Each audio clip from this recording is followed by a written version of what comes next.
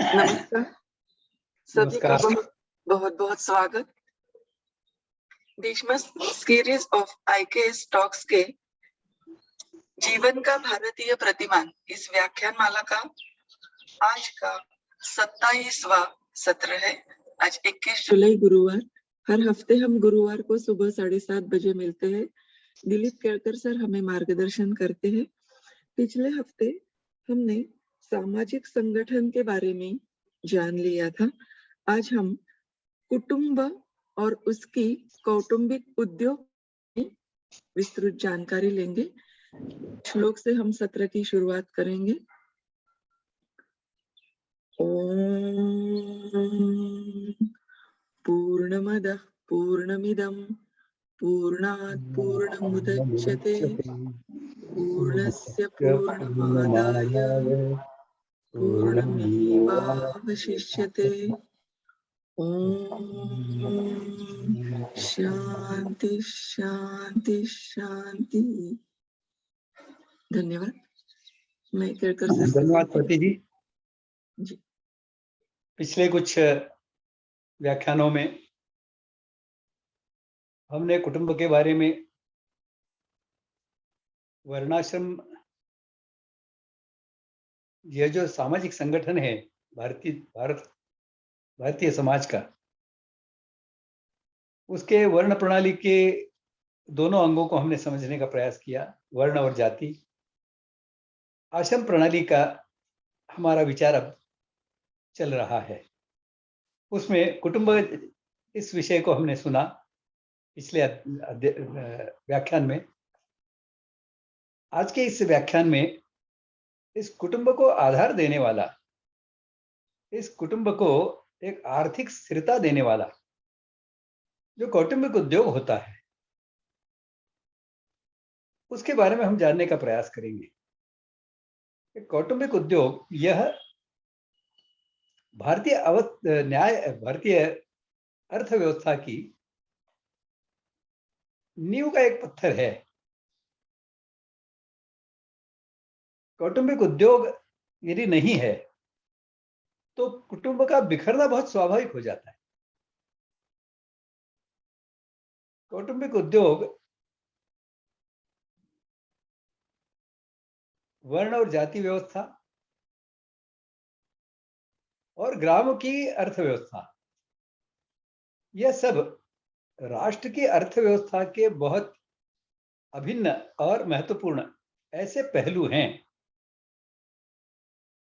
और इस दृष्टि से कौटुंबिक उद्योग का समझना यह बहुत महत्वपूर्ण है।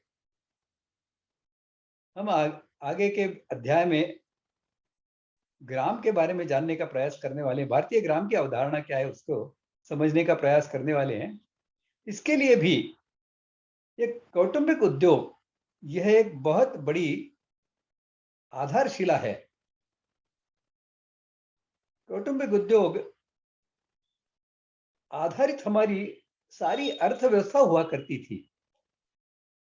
और हम जानते हैं कि भारत को लूटने के लिए, भारत की संपदा को लूटने के लिए निरंतर पड़ोसी बर्बर समाजों ने आक्रमण किए हैं।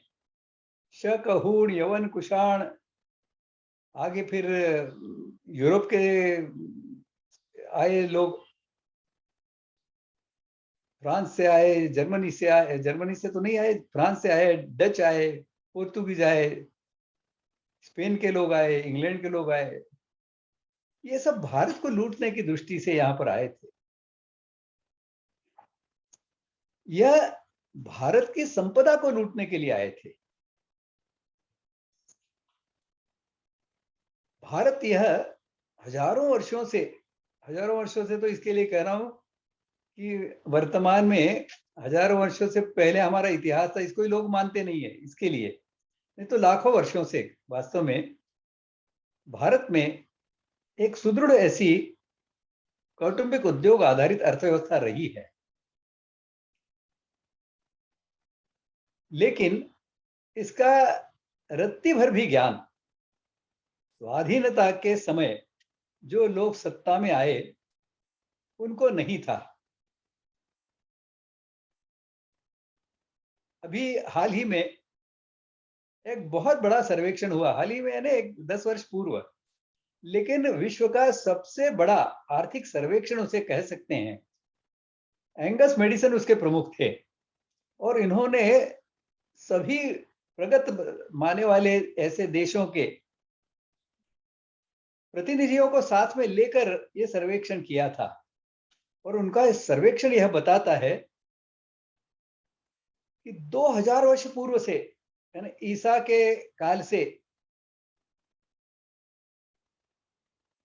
क्रिश्चियनिटी के प्रारंभ के काल से उन्होंने सर्वेक्षण किया है आज तक का। और उन्होंने इसमें स्पष्ट रूप से बताया है कि भारत यह दुनिया का सबसे समृद्ध देश रहा इस पूरे काल में। इसको लूटने के लिए इसके ऊपर आक्रमण हुए और अंग्रेजों ने इसे इतना लूटा, इतना नोचा खरोचा कि जिसके कारण भारत की सारी अर्थव्यवस्था, सारी शिक्षण व्यवस्था, शासन व्यवस्था सभी को तहस नहस कर दिया। एक बहुत श्रेष्ठ ऐसी संस्कृति सभ्यता को नष्ट कर इन्होंने अपने जैसा बनाने का प्रयास किया, जो बहुत घटिया था, जो कभी भी अमीर इतिहास में नहीं रहा। ये तो भारत की संपदा को लूट कर यह अमीर बन गया। यह एंगस मेडिसन के लोग जो सर्वेक्षण में सहभागी थे, ऐसे सब लोगों को चौंकाने वाला ही था, लेकिन मान्य करने के सिवा उनके पास कोई चारा नहीं था, क्योंकि उन्होंने ही निरीक्षण किए थे, सब उन्होंने यह सर्वेक्षण किया था। कहने का तात्पर्य इतना ही है, इतनी श्रेष्ठ अर्थव्यवस्था हमारी थी कि जिसके कारण हमारा जीडीपी दुनिया के किसी भी अन्य समाज या देश के जीडीपी से श्रेष्ठ था। हजारों लाखों हजारों वर्षों का तो वो भी बताते हैं 2000। लेकिन स्वाधीनता प्राप्ति के समय जो लोग सत्ता में आए उनको इसका रत्ती भर भी ज्ञान नहीं था कि भारतीय अर्थव्यवस्था कैसी हुआ करती थी। 1946 में महात्मा गांधी ने नेहरू जी को एक पत्र लिखा। 1946 में स्पष्ट हो गया था कि अब अंग्रेज भारत में रहने वाले नहीं है। दूसरे महायुद्ध और उसके बाद में नेताजी सुभाष चंद्र बोस के नेतृत्व में जो आजाद हिंद सेना ने भारत को स्वाधीन बनाने का प्रयास किया था, और जिसमें अंग्रेजों ने देखा कि उन आजाद हिंद की फौज से लड़ने वाले जो भारतीय सेना के लोग जाते थे, वह उल्टे होकर, उल्टी तरफ मुख करके, यानी अंग्रेजों की तरफ ही मुख करके, अंग्रेजों के शत्रु बनकर उस आजाद हिंद सेना में सम्मिलित हो जाते थे। इसके कारण वो बहुत घबरा गए थे और उन्होंने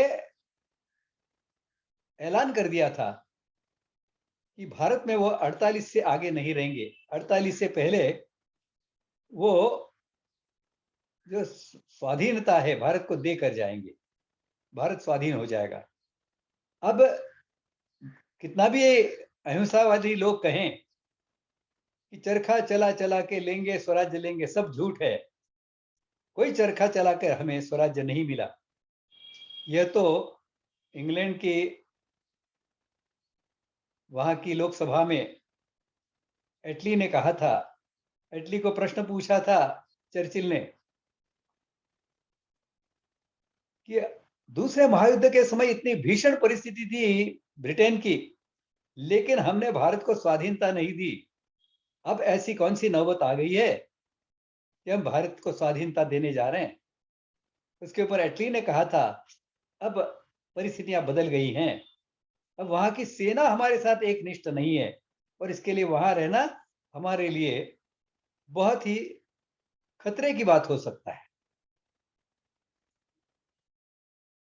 इसलिए यह स्पष्ट था कि स्वाधीनता तो मिलने वाली है, जैसा भी है स्वाधीनता देकर वो जाएंगे, क्योंकि उसके आगे यहाँ के सैनिक उन्हें रहने नहीं देंगे, उनका आज्ञा पालन नहीं करेंगे। इसलिए गांधी जी ने नेहरू जी को पत्र लिखा कि अब समय आ गया है कि हम तय करें कि भारत की अर्थव्यवस्था की नींव क्या होगी, भारत की अर्थव्यवस्था के तत्व सूत्र क्या होंगे।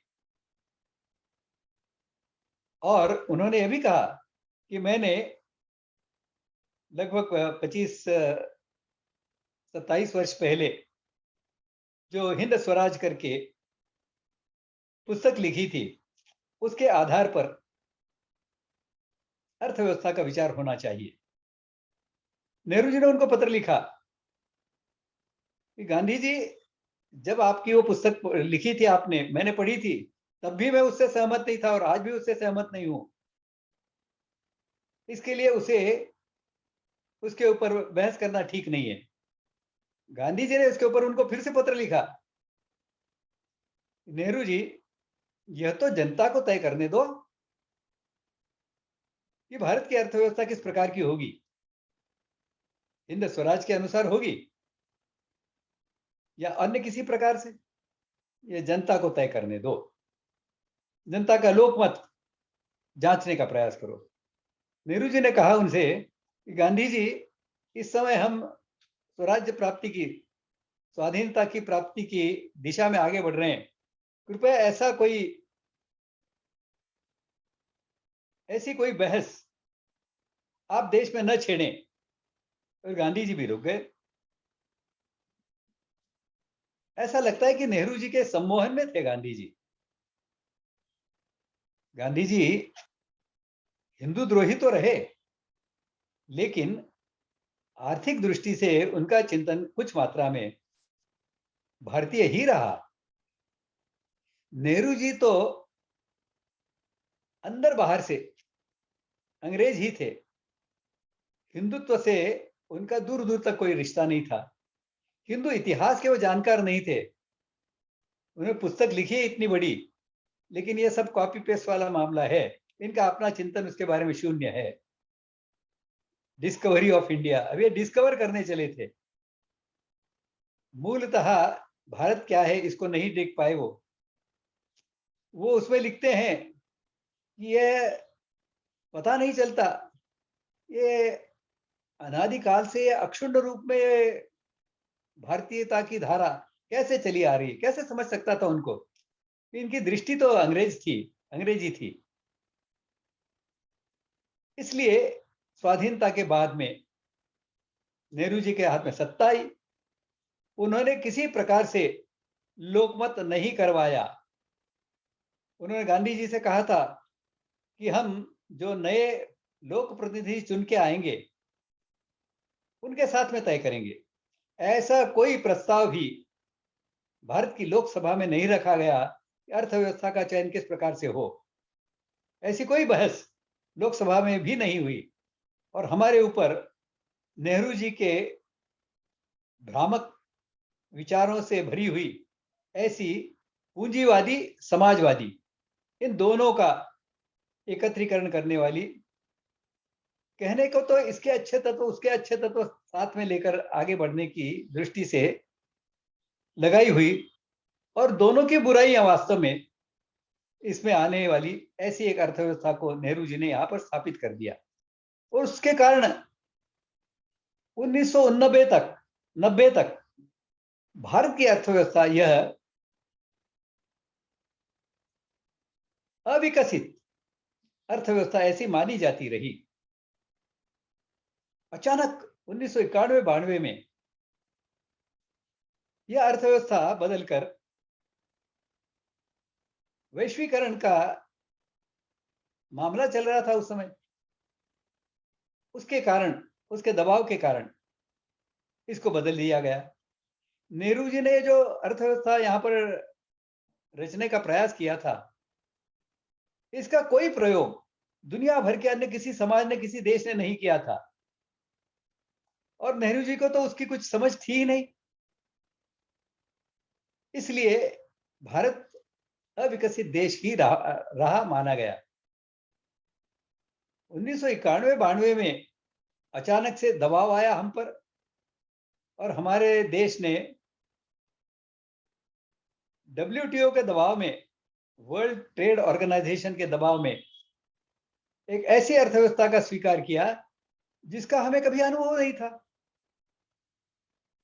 जो तथाकथित प्रगत देशों के दबाव में चलता था, ऐसा एक अर्थव्यवस्था का स्वरूप हमने भी स्वीकार कर लिया। यह था मुक्त बाजार अर्थव्यवस्था। पूरे विश्व भर का बाजार मुक्त हो जाए और जो उसको हड़प ले वो हड़प ले। यह तो ऐसा था कि किसी दुर्बल ऐसे, जिसे रोज 2 दिन का खाना नसीब में नहीं होता, ऐसे किसी व्यक्ति को पहलवान के सामने खड़ा कर दो और कहो चलो दोनों आजमाओ, जो जीतेगा वो फल पाएगा, तो नहीं जीतेगा वो, उसको फल नहीं मिलेगा, भुगतेगा। तो इस प्रकार की अर्थव्यवस्था में झोंक दिया गया। यह तो भारतीय प्रतिभा की विशेषता है, यह प्रतिभा की श्रेष्ठता है कि हम उस परिस्थिति में भी हम टिक पाए। और यदि उस समय भी और उस समय से आगे हमारे देश की सरकारें यदि प्रामाणिक होती, यदि स्वार्थ लोलुप नहीं होती, यदि मुसलमानों ईसाइयों का तुष्टीकरण करने वाली नहीं होती, भ्रष्टाचारी नहीं होती, तो शायद आज हम विश्व के क्रमांक 1 की अर्थव्यवस्था के रूप में माने जाते। आज भी लगभग 8 वर्षों से हम मोदी जी के शासन में जी रहे हैं, और 8, 10, 15 वर्ष यदि इस प्रकार का शासक हमें मिल जाए तो ऐसे इसमें कोई आश्चर्य नहीं होगा कि भारत यह दुनिया की सबसे श्रेष्ठ पहले क्रमांक की अर्थव्यवस्था बन जाए। लेकिन क्या ऐसी अर्थव्यवस्था बनना यह हमारा लक्ष्य होना चाहिए? क्योंकि इस अर्थव्यवस्था के साथ में जो अनिष्ट आते हैं वो अनिष्ट नष्ट नहीं होने वाले। इन अनिष्टों को नष्ट किए बगैर यदि अर्थव्यवस्था चलती है तो वह भारतीयता की अर्थव्यवस्था नहीं होगी, वह सर्वे भवन्तु सुखिनः की अर्थव्यवस्था नहीं होगी, वह वसुधैव कुटुंबकम की अर्थव्यवस्था नहीं हो सकती। कौन से वो अनिष्ट?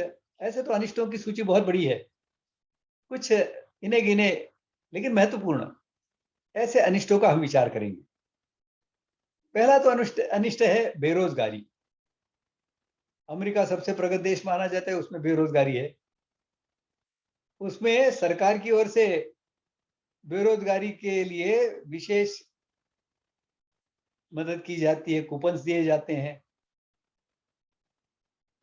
अमेरिका जैसे अत्यंत प्रगत जैसा बनना दुनिया के सब देश चाहते हैं, वहां भी बेरोजगारी का बहुत तांडव चलता है। भारत में हम देखते हैं कि आबादी बढ़ती जाती है और उसकी तुलना में रोजगार तो निर्माण नहीं होते हैं, हो भी नहीं सकते, क्योंकि यंत्रावलंबित इसके साथ में चल रहा है। तो यंत्रों का उपयोग जैसा जैसा जितना जितना बढ़ता जाएगा, बेरोजगारी तो बढ़ने वाली है। तो यह अनिष्ट तो रहेगा। आप दुनिया की पहले क्रमांक की अमेरिका जैसी अर्थव्यवस्था बन भी जाएं तो बेरोजगारी का तांडव तो चलेगा ही। दूसरा विचार कर लें, दूसरा अनिष्ट क्या है? तो इसमें जो अमीर और गरीब है, इसकी खाई बढ़ती जाती है।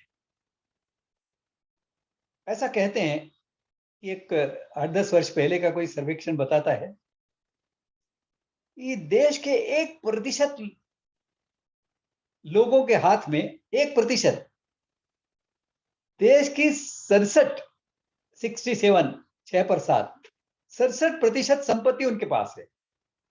आप कल्पना कीजिए, 1% लोगों के हाथ में 67% संपत्ति होगी तो अमीर और गरीब की खाई तो बहुत तीव्र होगी।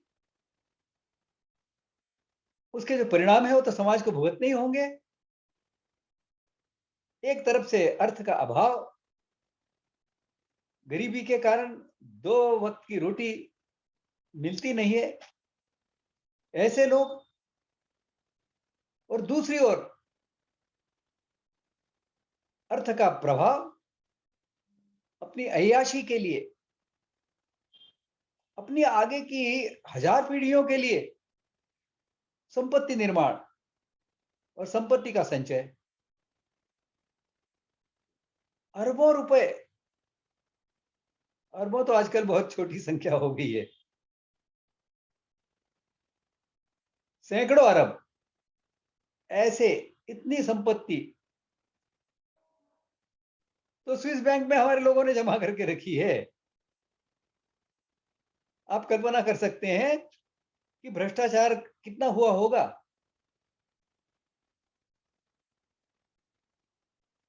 तो अर्थ का प्रभाव और फिर उसके कारण देश में सांसदों को खरीदना, विधायकों को खरीदना और सरकार पर अपना प्रभाव जमाना, ये उस प्रभाव के लक्षण है, अर्थ के प्रभाव के लक्षण हैं। सामान्य मनुष्य कुछ आंदोलन करता है तो उस आंदोलन को तुड़वाना, इस प्रकार की बातें फिर अर्थ के प्रभाव में होती रहती है।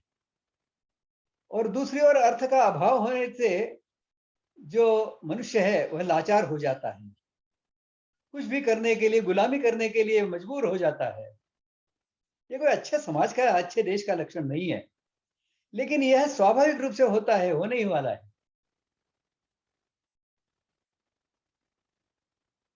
और आगे चलते हैं हम तो देखते हैं कि इससे व्यक्तिवादिता को बढ़ावा मिलता है। मनुष्य की सामाजिकता की जो सहज भावना होती है उसको नष्ट कर यह उसे व्यक्तिवादी बना देता है। देखो, पहले हमारे यहाँ कुटुंब की संपत्ति हुआ करती थी, व्यक्ति की नहीं होती थी, कुटुंब की होती थी। अब व्यक्ति की होने लग गई। अब व्यक्ति नौकरी करने लग गया, अपना खाता अलग खोल लिया उसने। अब यदि किसी संयुक्त कुटुंब में रहता भी है तो अपने खाते में से कुछ पैसा निकालकर घर खर्चे के लिए दे देता है, लेकिन हो तो वह अलग हो गया है। वो जो उसका अलग बचत उसने बैंक में जमा करके रखी है वो घर के लोगों के लिए, कुटुंब के लोगों के लिए नहीं है, वो तो केवल उसके लिए, उसकी पत्नी और बच्चों के लिए है। अलग तो हो ही गया वो।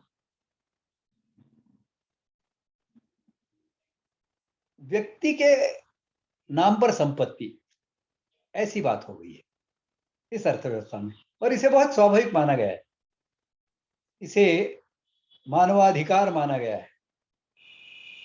मानवाधिकार समाजाधिकार, कुटुंबाधिकार से भी ऊंचा हो गया। इनके इसमें कुटुंबाधिकार तो है ही नहीं कुछ, मानवाधिकार है, व्यक्ति इसी का बोलबाला है। स्त्रियों के अधिकार, स्त्रियों के अधिकार है ना, सामूहिक स्त्रियों के अधिकार का संबंध नहीं है, स्त्री के अधिकार, व्यक्तिगत स्त्री के अधिकार, वो जो चाहे वो करने की छूट, ये तो चलेगा, यह अनिष्ट दूर होने वाला नहीं है इसमें। फिर आगे देखते हैं हम, इस अर्थव्यवस्था में पगढीलापन आ जाता है।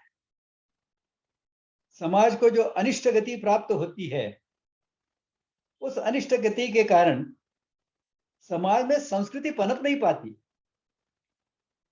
संस्कृति के विषय में हमारा पीछे एक अध्याय हो चुका है, इसके लिए केवल संस्कृति का संक्षेप में अर्थ बताकर मैं बताऊंगा कि कैसा मानवता का नुकसान इससे होता है।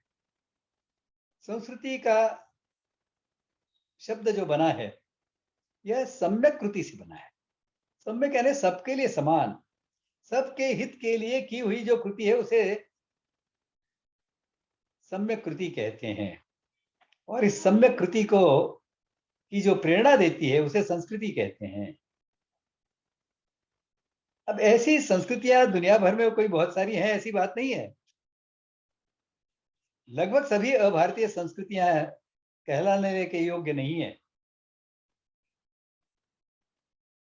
वहां तो सभ्यता कहने की पद्धति है, हम भी संस्कृति को सभ्यता का शब्द से ही प्रयोग शब्द के लिए प्रयोग करने लग गए हैं, अज्ञान के कारण। सभ्यता अलग होती है, संस्कृति अलग होती है। सभ्यता तो भौतिक पदार्थों से जुड़ी है, संस्कृति मनोभाव से जुड़ी है। मनोभाव श्रेष्ठ और उसके अनुसार आचरण। तो दुनिया की कोई संस्कृति इसमें टिक नहीं सकती। संस्कृति के टिकाव के लिए, संस्कृति के बने रहने के लिए, संस्कृति के श्रेष्ठ बनने के लिए सहवास की आवश्यकता होती है। साथ में रहेंगे तो प्रेम भाव पैदा होगा। सहवास नहीं होगा, साथ में नहीं रहेंगे तो कोई संस्कृति का विकास नहीं होता। और आज जिस प्रकार की अनिष्ट गति समाज जीवन को प्राप्त हुई है, उसके कारण मनुष्य जन्म कहीं लेता है, उसकी प्राथमिक शिक्षा कहीं होती है, विद्यालयीन शिक्षा कहीं अलग होती है, अलग जगह पे होती है, महाविद्यालयीन शिक्षा अलग जगह पर होती है, फिर पीएचडी के लिए और कहीं जाता है, नौकरी के लिए 10 जगह घूमता रहता है, अंत में जाकर निवृत्ति के बाद में और ही किसी स्थान पर घर बनाकर वहां बस जाता है।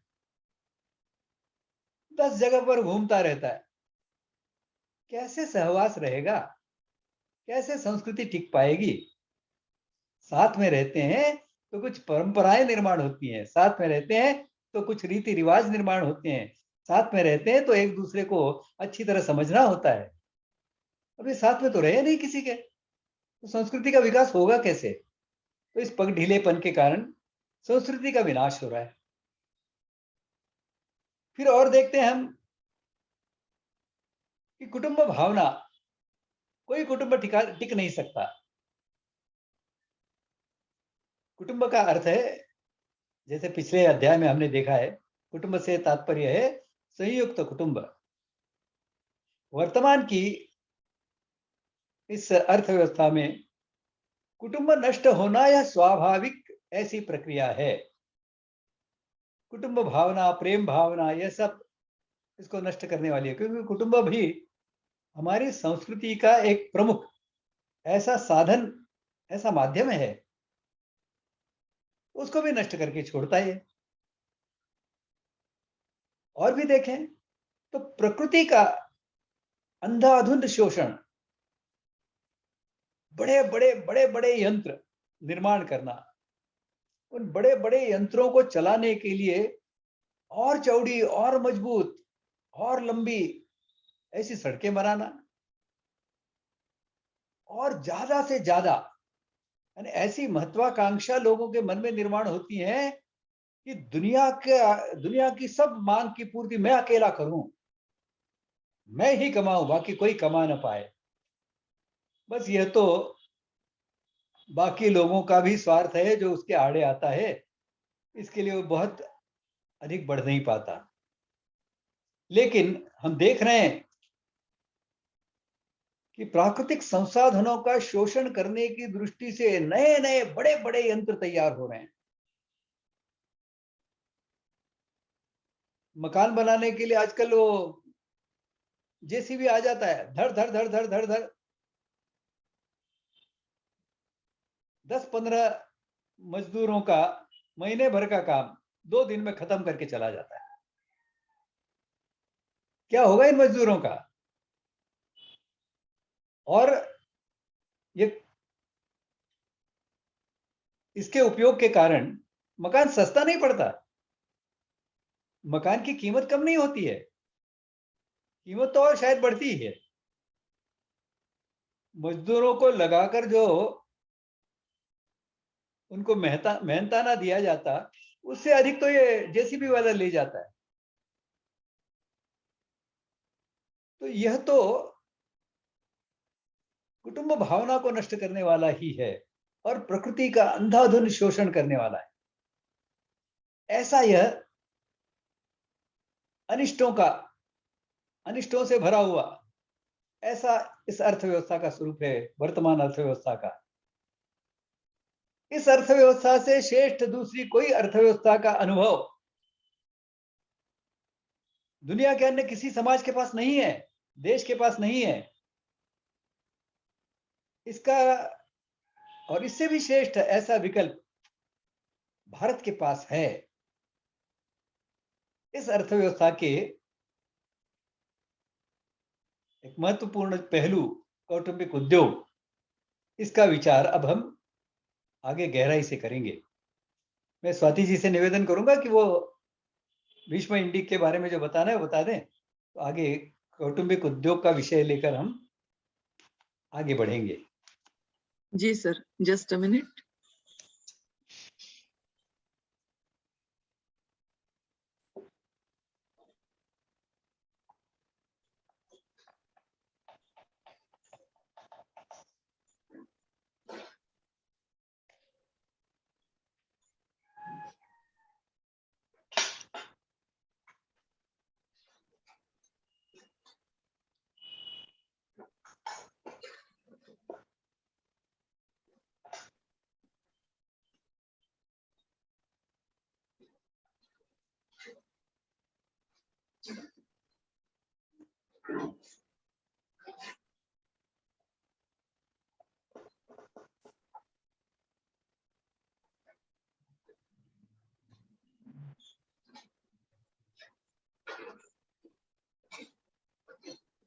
एक मिनट, हाँ सर।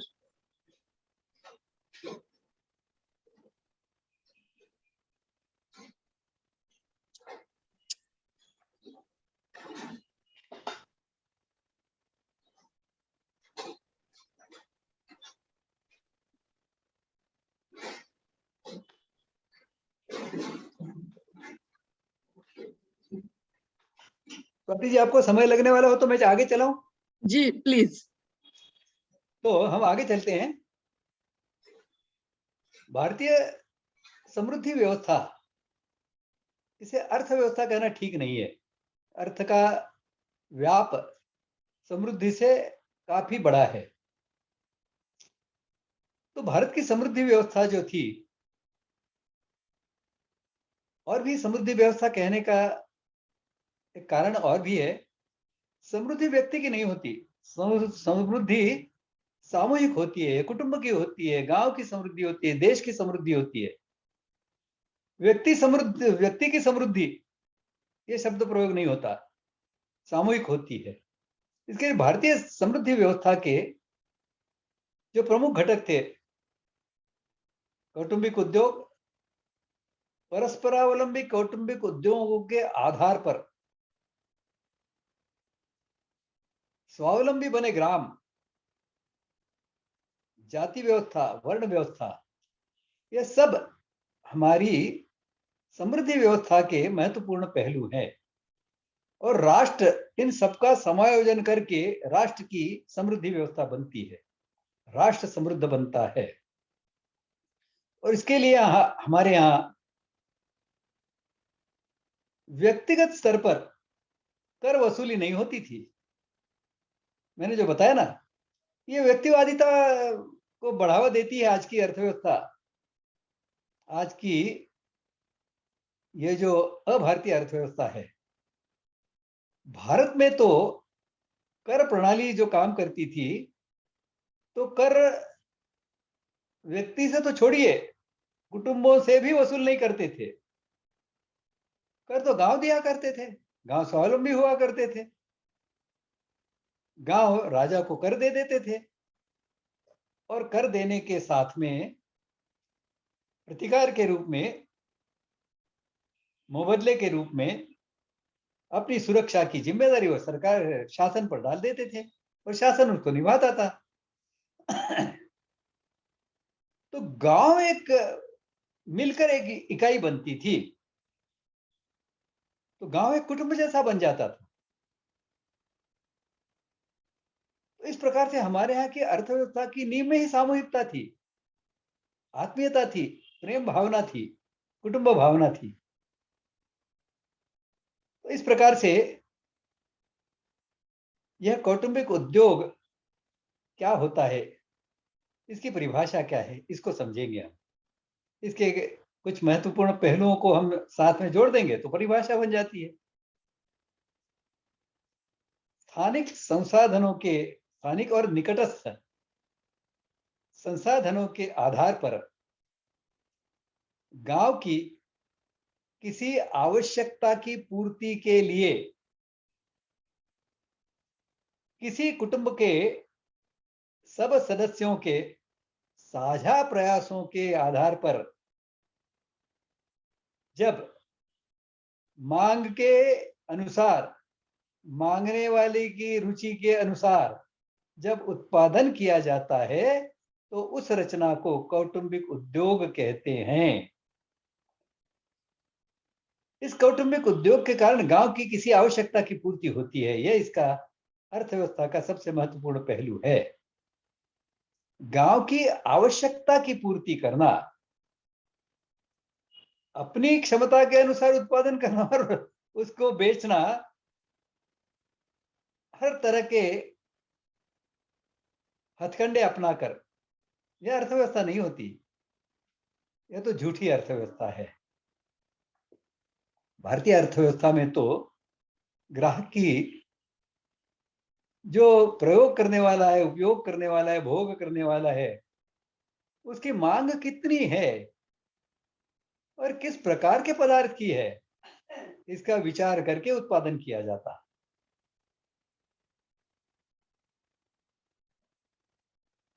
स्थानिक और निकटस्थ ऐसे संसाधनों के आधार पर होता है और ऐसी परस्परावलंबी कौटुंबिक उद्योगों की अर्थव्यवस्था के आधार पर गांव स्वावलंबी बन सकता है, अन्यथा नहीं बन सकता। आप कितना भी प्रयोग करके देख लीजिए, गांव स्वावलंबी नहीं बन सकता। ये परस्परावलंबी ऐसे कौटुंबिक उद्योग नहीं होंगे, कोई गांव स्वावलंबी नहीं बन सकता। स्वावलंबी का अर्थ है अपने उत्पादन खुद पैदा करना, उनका उपभोग भी खुद ही करना। यह है स्वावलंबन का स्वरूप। जब इतना उत्पादन करो और बेचने के लिए बाहर जाओ, तो परावलंबन हो गया। बाहर वाला खरीदेगा तब आपकी अर्थव्यवस्था चलती है। तो परावलंबन का स्वरूप है। तो इस कौटुंबिक उद्योग की जो कुछ विशेषताएं हैं, उनको हम समझने का प्रयास करें। श्रेष्ठताएं हैं, उनको समझने का प्रयास करें। पहली श्रेष्ठता यह है, इसमें हर व्यक्ति के आजीविका की आश्वस्ति है। मैं रोजगार शब्द का उपयोग नहीं कर रहा हूं, क्योंकि रोजगार शब्द तो अपरिचित था हमारे देश में। हमारी किसी भी भारतीय भाषा में रोजगार, बेरोजगारी ये शब्द ही नहीं थे।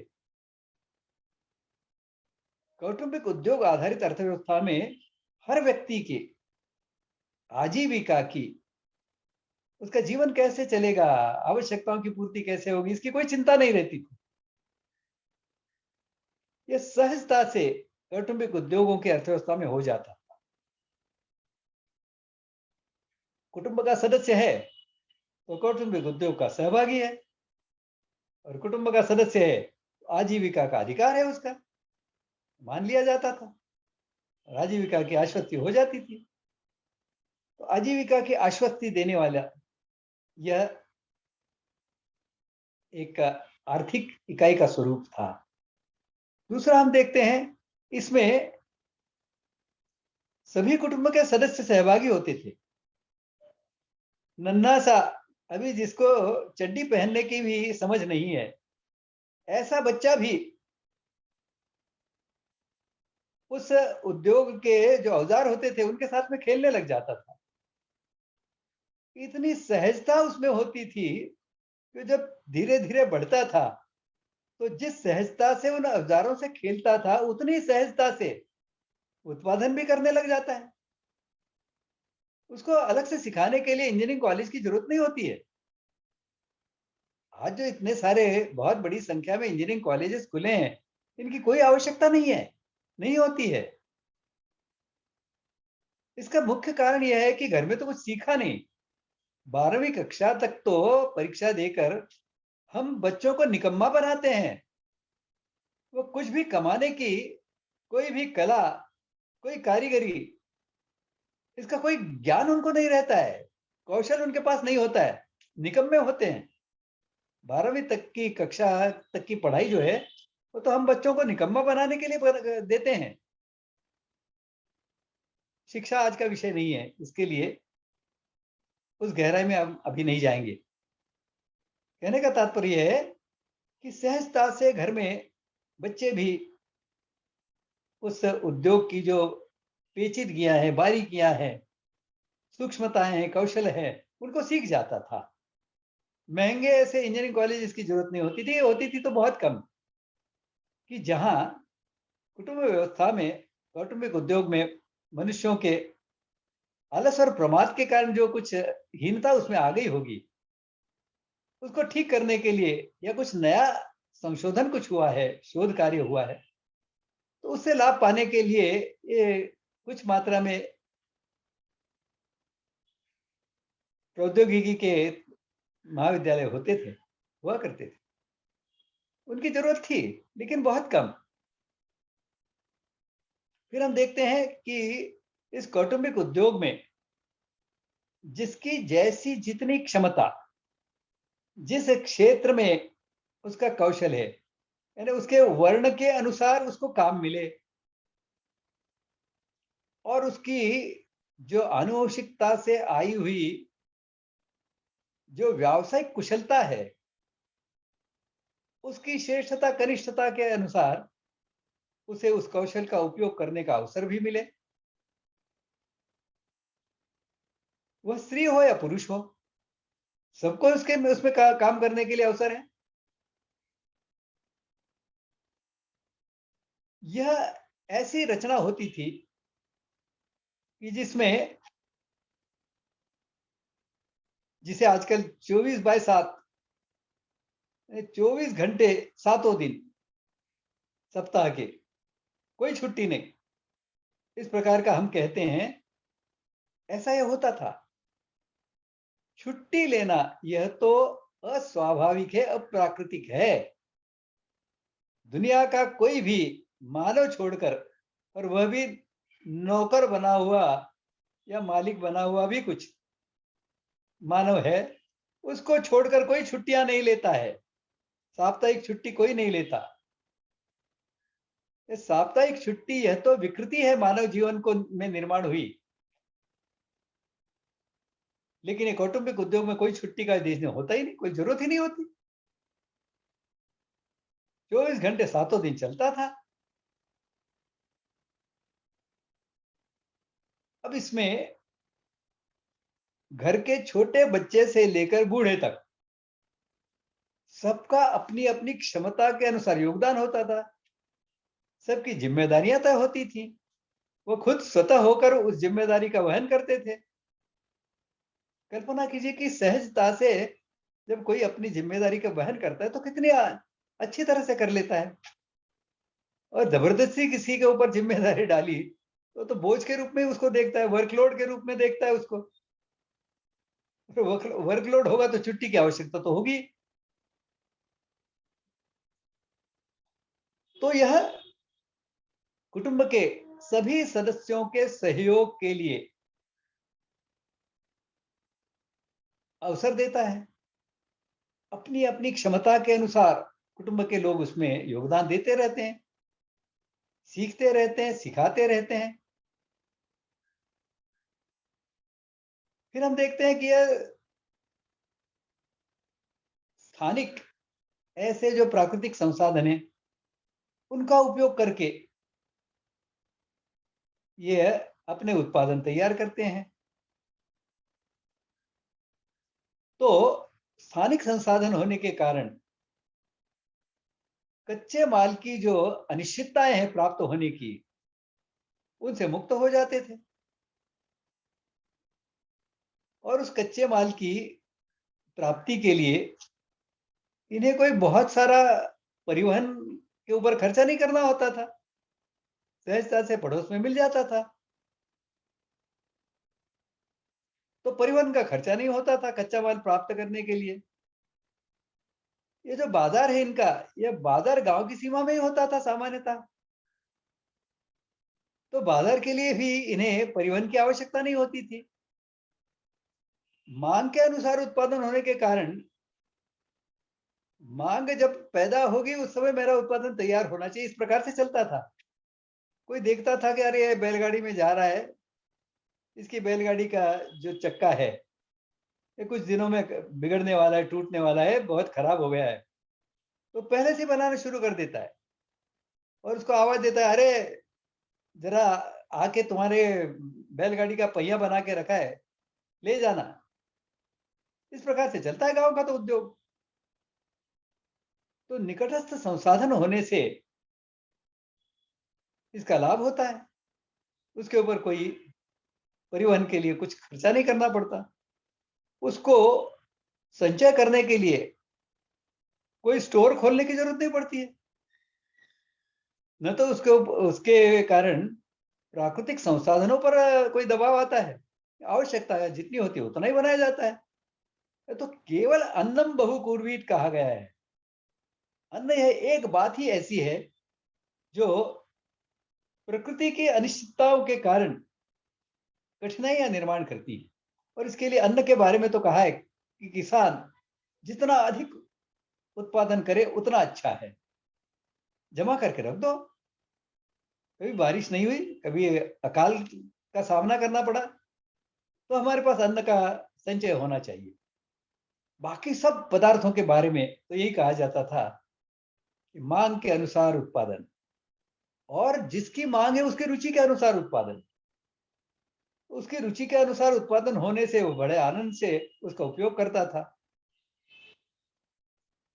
इस प्रकार से यह उत्पादन जो हुआ करते थे, यह प्राकृतिक संसाधनों का शोषण नहीं करते थे, दोहन करते थे। दोहन में ये कहा जाता है कि गाय के दो जो थान होते हैं, उनमें से 2 ही थानों से दूध लो। 2 थान जो है ये तो उनके बछड़ों के लिए है, इसके लिए दोहन कहते हैं उसको। उतना ही लो जितना उनके बछड़ों की आवश्यकता की पूर्ति हो जाने के उपरांत बचे।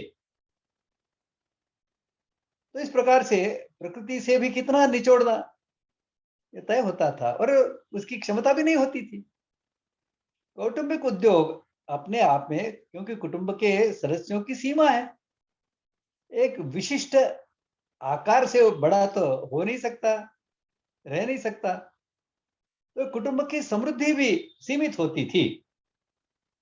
सब कुटुंब समृद्ध होते थे, सबकी मिलाकर ये समृद्धि बहुत बढ़ती थी। लेकिन एक कुटुंब बहुत समृद्ध हो गया, दूसरा दुर्बल रह गया, गरीब रह गया, ऐसा नहीं होता। सब समृद्ध बनते थे। इसके कारण समाज में न तो अर्थ का अभाव निर्माण होता था और न ही प्रभाव निर्माण होता था। समाज में दान की प्रवृत्ति होती थी।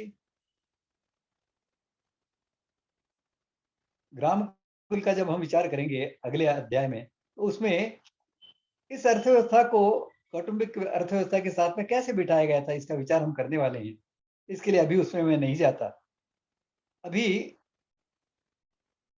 कार्य विभाजन का हमने जो यहाँ बात की, उसमें स्त्री का विचार कैसे किया गया था, तो ध्यान में ऐसा आएगा कि कौटुंबिक उद्योग से जुड़ी हुई जितनी भी विधाएं हैं, उसमें खोज कार्य का विषय होगा, उसमें प्रत्यक्ष उत्पादन के लिए जिस प्रकार के औजारों का उपयोग है, उन औजारों के सुधार का विचार होगा, प्रत्यक्ष औजारों के उपयोग का विषय होगा, प्रत्यक्ष प्रक्रिया का, उत्पादन प्रक्रिया का विचार होगा, उत्पादन के अंत में उस उत्पादन को शोभायमान बनाने की दृष्टि से उसका विचार होगा।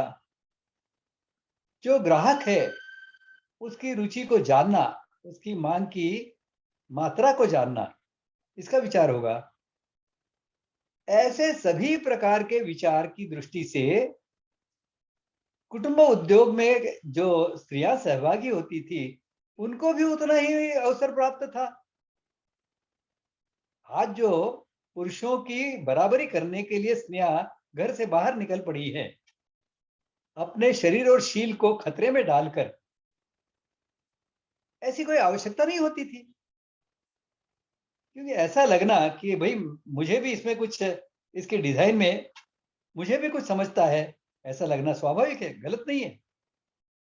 और ऐसा यदि लगता है तो उस भावना को अवसर मिलना यह भी आवश्यक है, और यह सहजता से कौटुंबिक उद्योग में मिल जाता था। आज के जैसा उसके लिए नहीं, हमारे घर में तो उसके लिए, हमारे उद्योग में तो ऐसा करने के लिए कुछ नहीं है, मैं कहीं और जाऊंगी, चली जाती है। और फिर अपने आप को एक अपरिचित ऐसे वातावरण में अपने को धकेल देती है। क्या होता है तो हम सब जानते हैं। स्त्रियों के प्रति जो अपराधों की संख्या बढ़ती जाती है, बढ़ती जाने वाली है। ये तो हमारे यहाँ इनकी आदत न होने से इनके ऊपर बहुत हो हल्ला होता है। अमेरिका जैसे देशों में तो बलात्कार के ऊपर कोई हो हल्ला नहीं होता है।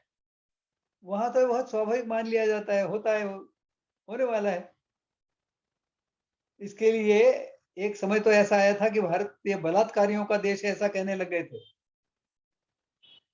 वास्तव में तो भारत में आज भी बलात्कार की जो संख्या है कुल जनसंख्या की तुलना में अमेरिका की तुलना से बहुत कम है। लेकिन वहां तो उसको कोई बहुत बड़ा बवाल करने जैसा मामला माना नहीं जाता। तो हमारे यहाँ तो इस उद्योग का, कौटुंबिक उद्योग के काम में स्त्रियों को भी बहुत अच्छा अवसर मिलने की पूरी संभावनाएं होती हैं। फिर यह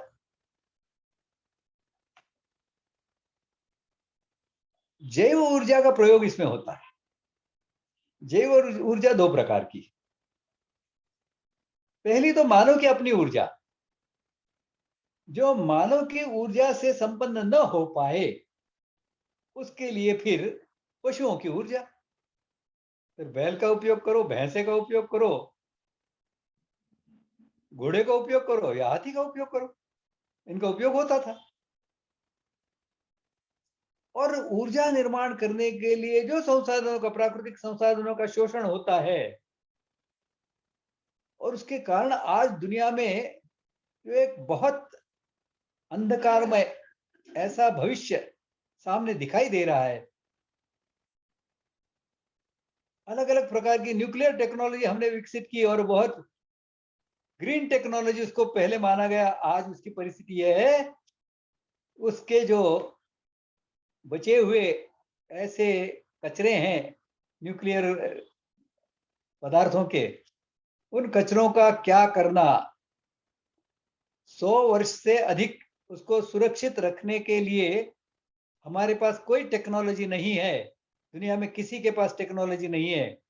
हम उनके भंडार जस्तों के बर्तनों में, डिब्बों में बंद करके कहीं पर प्रकृति में छिपा रहे हैं, लेकिन वो 100 वर्ष के बाद में उनका क्या होगा कोई नहीं जानता।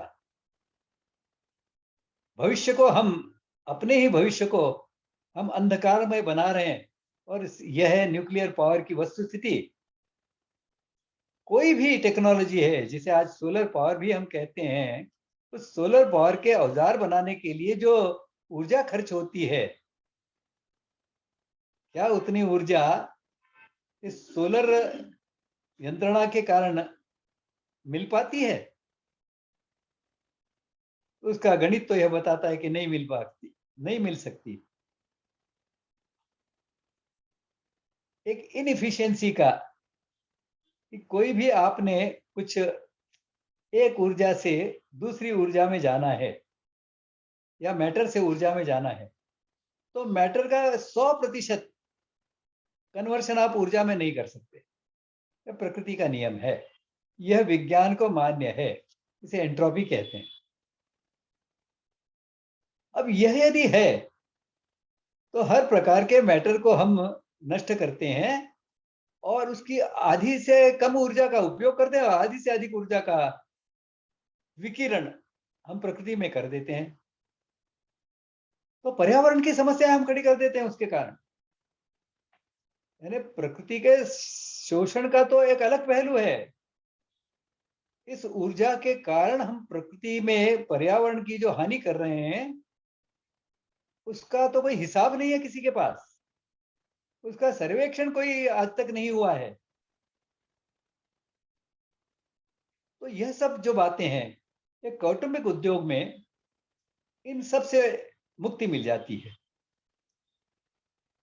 स्वाति दी, आप तैयार है ना? क्योंकि अभी समाप्त होने को है, नहीं तो समाप्त करने के बाद में कहेंगी आप। जी अभी कर सकते हैं सर, जी अंत में करूंगी। अंत में करेंगे। अब प्रश्न यह खड़ा होता है कि इस प्रकार के कौटुंबिक उद्योगों को फिर से स्थापित करना है, कैसे करेंगे? उत्तर बहुत कठिन है, सरल नहीं है। क्योंकि हम इतने इस वर्तमान अर्थव्यवस्था के आदी हो गए हैं, इतनी हमें आदत इसकी पड़ गई है, हमारी आदतें इतनी बिगड़ गई हैं कि पहले तो इसको बौद्धिक स्तर पर समझना होगा कि हाँ, ये श्रेष्ठ है, ये मानव के लिए श्रेष्ठ है, ये चराचर के लिए श्रेष्ठ है, ये प्रकृति के लिए श्रेष्ठ है। इसे पहले वैचारिक स्तर पर हमें समझना होगा, इसके बारे में आश्वस्त होना होगा कि इससे श्रेष्ठ दूसरा नहीं हो सकता कुछ। इस प्रकार से इसका पहले तो अध्ययन करना होगा। कौटुंबिक उद्योगों के विभिन्न पहलुओं का, अभी मेरी लिखी हुई एक पुस्तक है ग्राम विकास भारतीय दृष्टि, उसमें एक अध्याय लगभग 40 पृष्ठ धर्माधारित कौटुंबिक उद्योग इसके लिए व्यय किए हैं। उसमें मैंने कौटुंबिक उद्योग के या उद्योग के विभिन्न पहलुओं को लेकर, जो स्वाभाविक है, प्राकृतिक है, प्रकृति सुसंगत है, सर्वे भवन्तु सुखिनः से सुसंगत है, ऐसी बातें बताने का प्रयास किया है। तो इन सब बातों को समझना होगा, लोगों को समझाना होगा, लोकमत तैयार करना होगा, लोकमत परिष्कार करना होगा।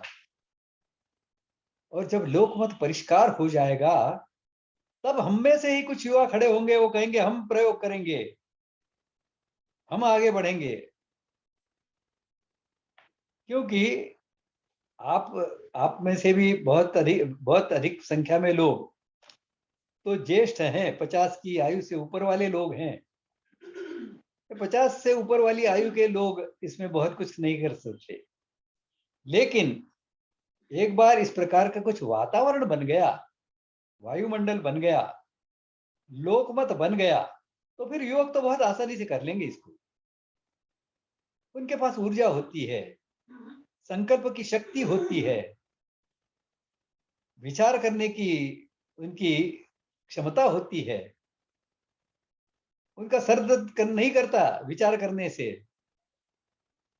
ऐसे युवक इसमें पहल करेंगे। ऐसी पहल करने के लिए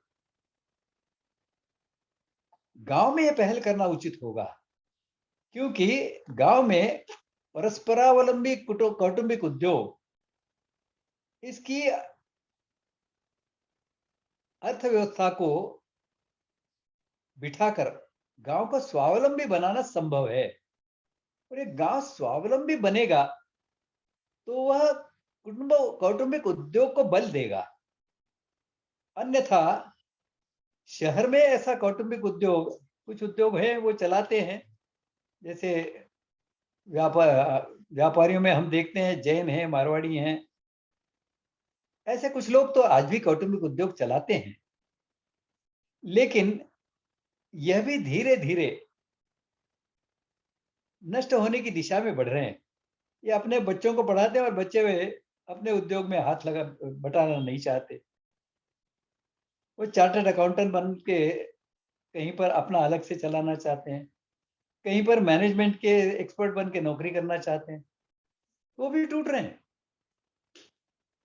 गांव में इसको प्रयोग की दृष्टि से चलाना यह अधिक सुविधाजनक होगा, कम परिश्रम का होगा। उसके लिए भी ग्राम विकास में मैंने जैसे एक उसका विषय अगले सप्ताह में आएगा, कि गांव का विद्यालय, ऐसे गांव के विद्यालय जब तक गांव में नहीं होंगे, ये कौटुंबिक उद्योग भी वहां पनपने वाले नहीं है। लेकिन इन सबके लिए लोकमत तो तैयार करना होगा। जब लोग चाहेंगे कि हाँ ये तो ऐसा होना चाहिए, आज जो चल रहा है बहुत गलत चल रहा है, इसे बदलने की आवश्यकता है, मैं कुछ करना चाहता हूं, ऐसा लोगों को जब लगने लगेगा तब परिवर्तन की प्रक्रिया शुरू होगी। ये परिवर्तन की प्रक्रिया भी धैर्य से चलानी होगी। ये 3 पीढ़ियां चलने वाली प्रक्रिया है, इसे समझना होगा। इस पीढ़ी में जिसे लगता है कि मैंने कौटुंबिक उद्योग को प्रधानता देनी है, उसके लिए मेरा जीवन मैं लगाने के लिए तैयार हूं, ऐसे लोग उचित ऐसे गांव का चयन करें। गांव का चयन नहीं हो सकता तो शहर में, शहर के बाहर ऐसी पर्याप्त जमीन लेकर कि जिसमें वह अपना उद्योग केवल चला ही नहीं सकते, तो पीढ़ी दर पीढ़ी जो बढ़ेगा उसके लिए भी उसमें पर्याप्त सुविधा हो, इतनी बड़ी जमीन लेकर। तो पहली पीढ़ी में तो अच्छी तरह से विचार करके कि अपने कुटुंब जैसे बढ़ेगा, उस कुटुंब के साथ में उद्योग का भी विस्तार हो, उद्योग के उत्पादन की मांग भी बढ़ती रहे, ऐसा उत्पादन हो। इस प्रकार से विचार करके 3 पीढ़ियों का विचार करके, 3 से भी आगे की पीढ़ियों का, कि आगे भी ये चलता रहेगा, इसका विचार करके इस पीढ़ी में तो ऐसे उद्योग की स्थापना यह इस पीढ़ी में हो सकेगा। दूसरी पीढ़ी के लिए इस उद्योग का खड़ा और आड़ा विस्तार, खड़े विस्तार से तात्पर्य है कि कच्चे माल से लेकर प्रत्यक्ष जो उपभोक्ता है उसके हाथ में उत्पादन जाता है, उसके बीच की जितनी भी प्रक्रियाएं हैं उन सब प्रक्रियाओं को एक स्थान पर करना, यह खड़ा विस्तार उसका। पहले तो केवल हमने उपज कर यानी फर्नीचर बनाना शुरू किया, उद्योग शुरू किया। अब उसमें उसको तेल पिलाने के लिए कोई विशेषज्ञ आता है, वो पिला के जाता है, उसको तेल पिला के जाता है। अब जब खड़ा विस्तार करना है, अपने ही कुटुंब का कोई व्यक्ति वो तेल पिलाने की तकनीक सीख ले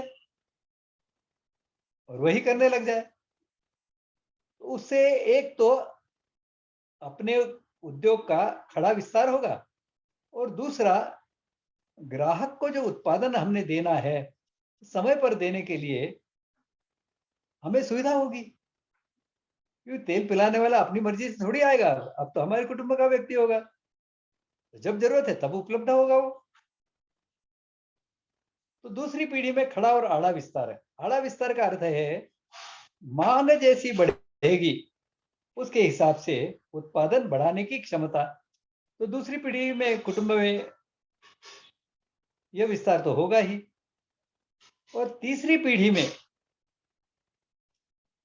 यह कुटुंब स्थिरता प्राप्त, कौटुंबिक उद्योग स्थिरता प्राप्त करेगा।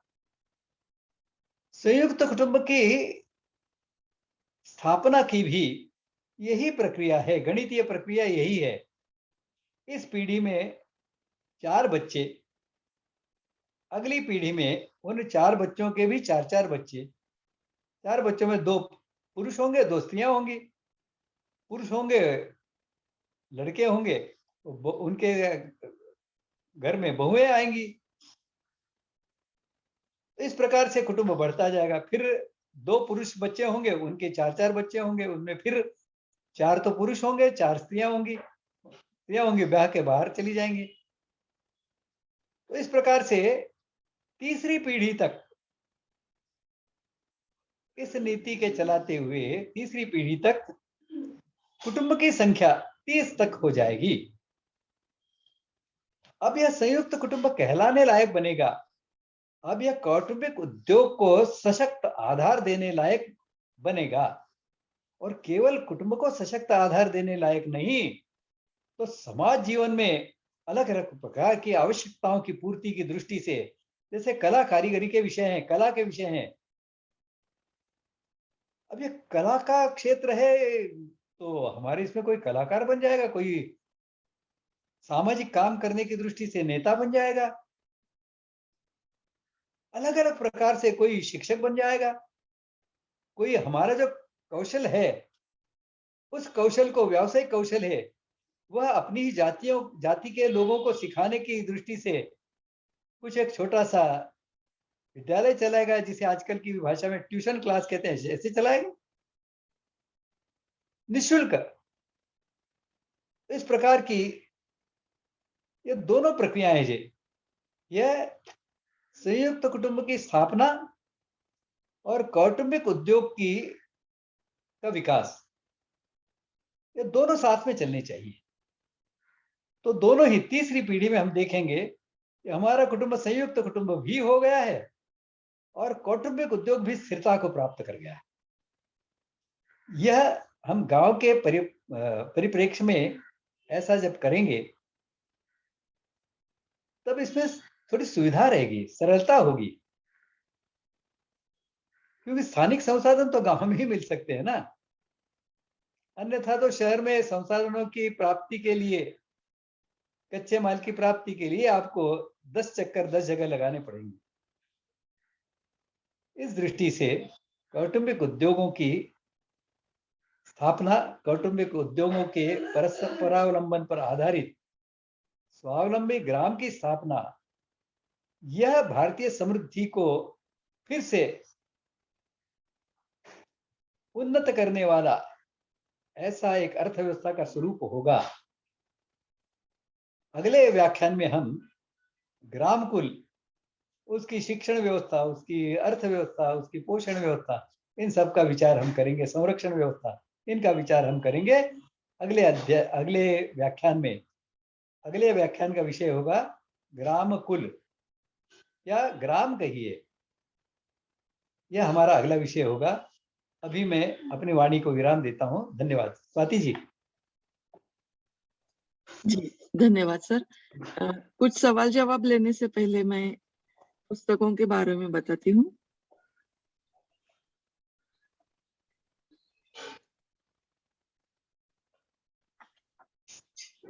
नमस्कार सभी को।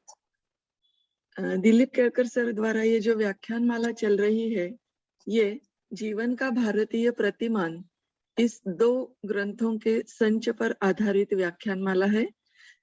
ये हमने प्रकाशित की है।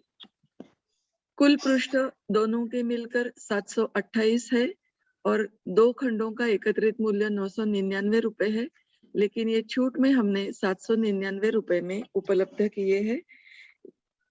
ये जो विचार हम सुनते हैं, वो हमें ग्रंथ के रूप में हमारे घर में होने चाहिए। जब भी हमें याद करना हो या कुछ उसके बारे में विशेषता से जानना हो, तो ये हमें सहायभूत होंगे। इसलिए मैं आप सभी से आह्वान करती हूँ कि 9503864401 ये भीष्म प्रकाशन के गूगल पे क्रमांक पर आप पेमेंट करके ये अपने घर पर मंगा सकते हैं।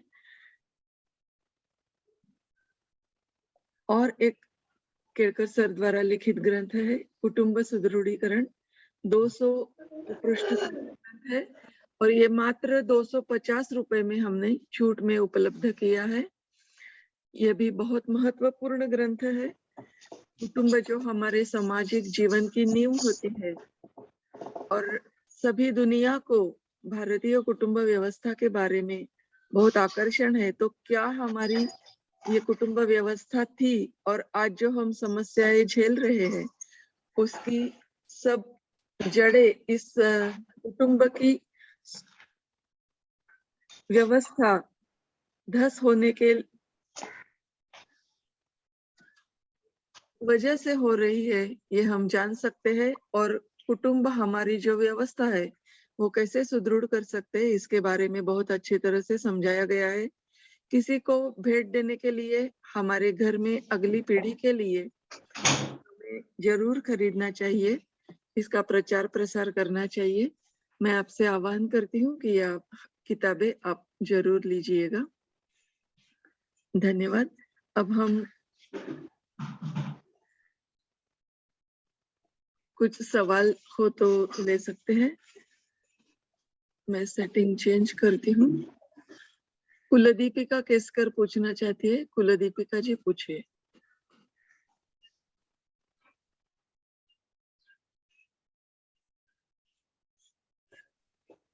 केसकर मॅडम नमस्कार. हा जी नमस्कार नमस्कार. सर.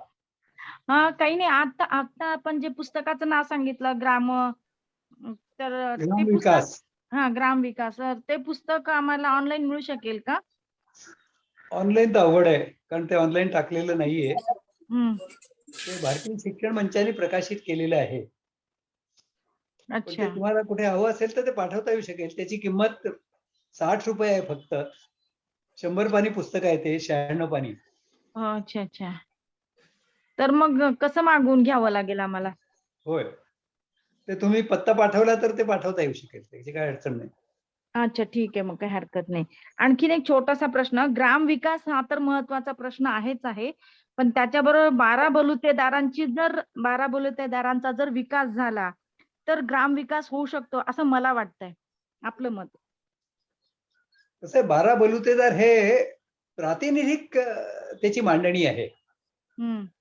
तुम्ही विचार करा की माणसाच्या आवश्यकता किती प्रकारच्या आहेत? त्या फक्त 12च आहेत का? त्या 12 पेक्षा खूप जास्त आहेत. या सगळ्या आवश्यकतांचं समायोजन कौटुंबिक उद्योगांच्या माध्यमातून होणं, ते साधारणपणे नीट लक्षात घेतलं तर अशा आवश्यकतांची संख्या ही 100च्या वर जाईल. 12 बलुतेदार हे तर त्याचा एक प्रातिनिधिक असा संदर्भ आहे. अन्यथा खरं म्हणजे विविध प्रकारच्या कौशल्यांची गरज जगण्यासाठी असते आणि विविध प्रकार के कुशलताओं की आवश्यकता होती है जीने के लिए, और इन विविध प्रकारों की संख्या यदि हम गिनती करें तो 100 से ऊपर बैठेगी ये।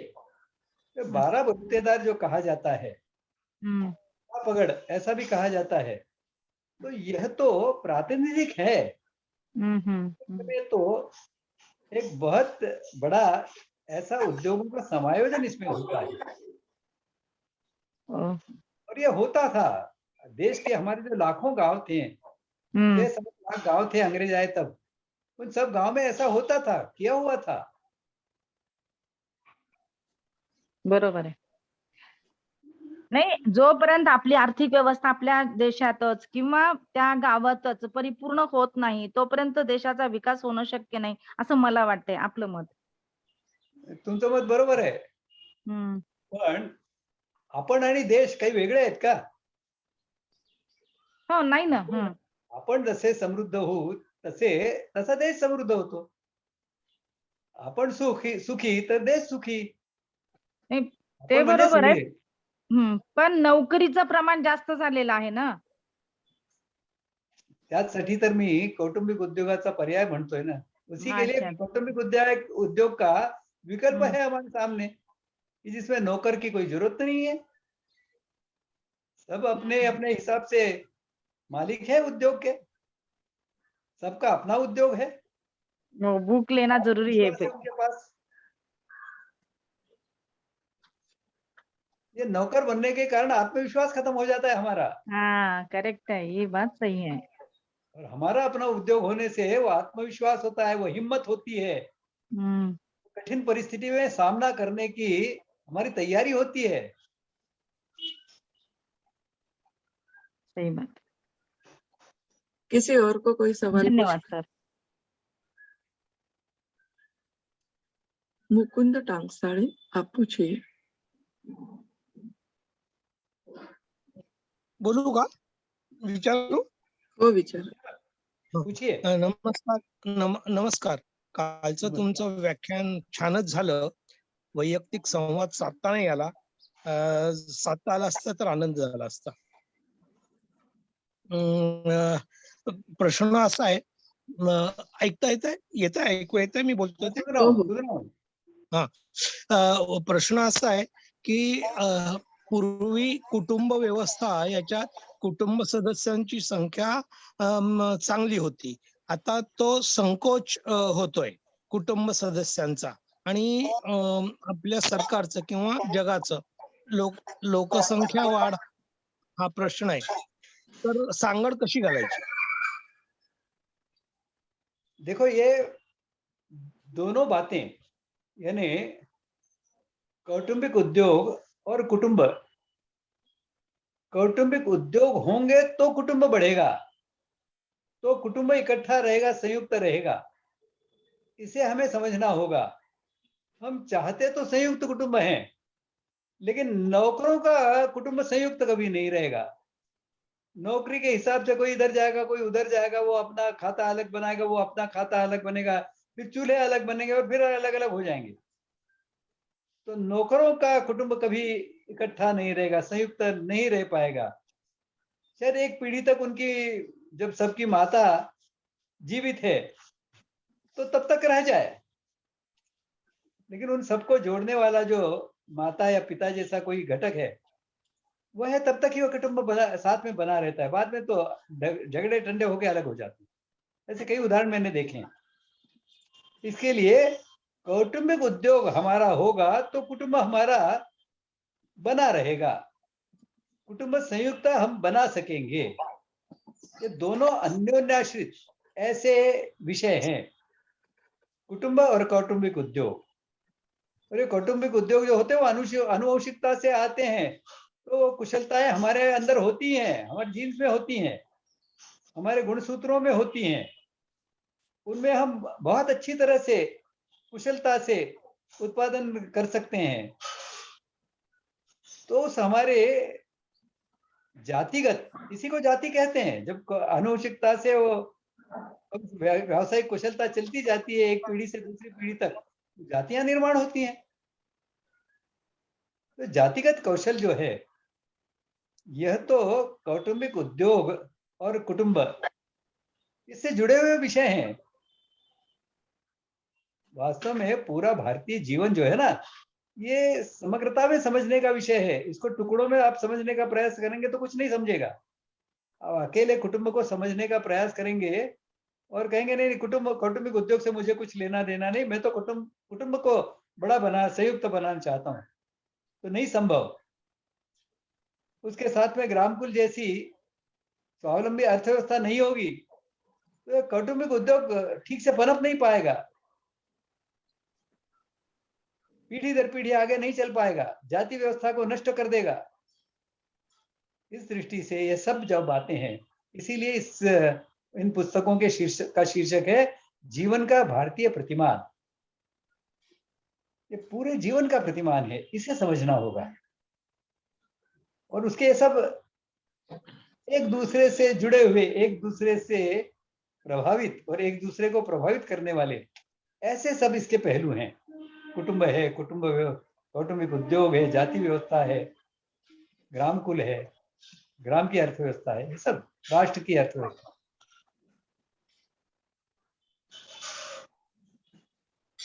धन्यवाद. नवीन जी, मैं हिंदी में जवाब दे रहा हूँ जानबूझकर कि आप भी समझ पाए. मराठी में क्या प्रश्न पूछा होगा आप समझ गए होंगे.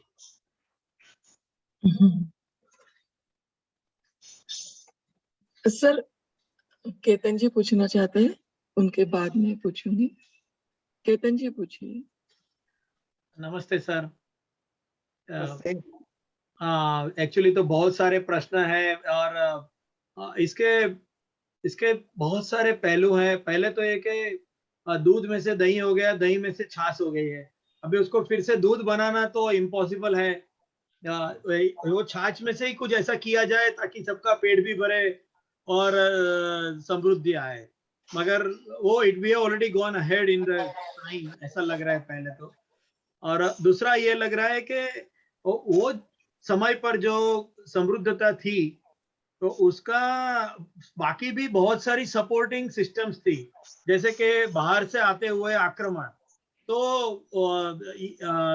उसको कैसे संभालें, छोटे छोटे राजा के बदले में एक बड़ा सा कोई बड़ा राजा कैसे हो, वो भी उसका बहुत ही जरूरी था एक्चुअली।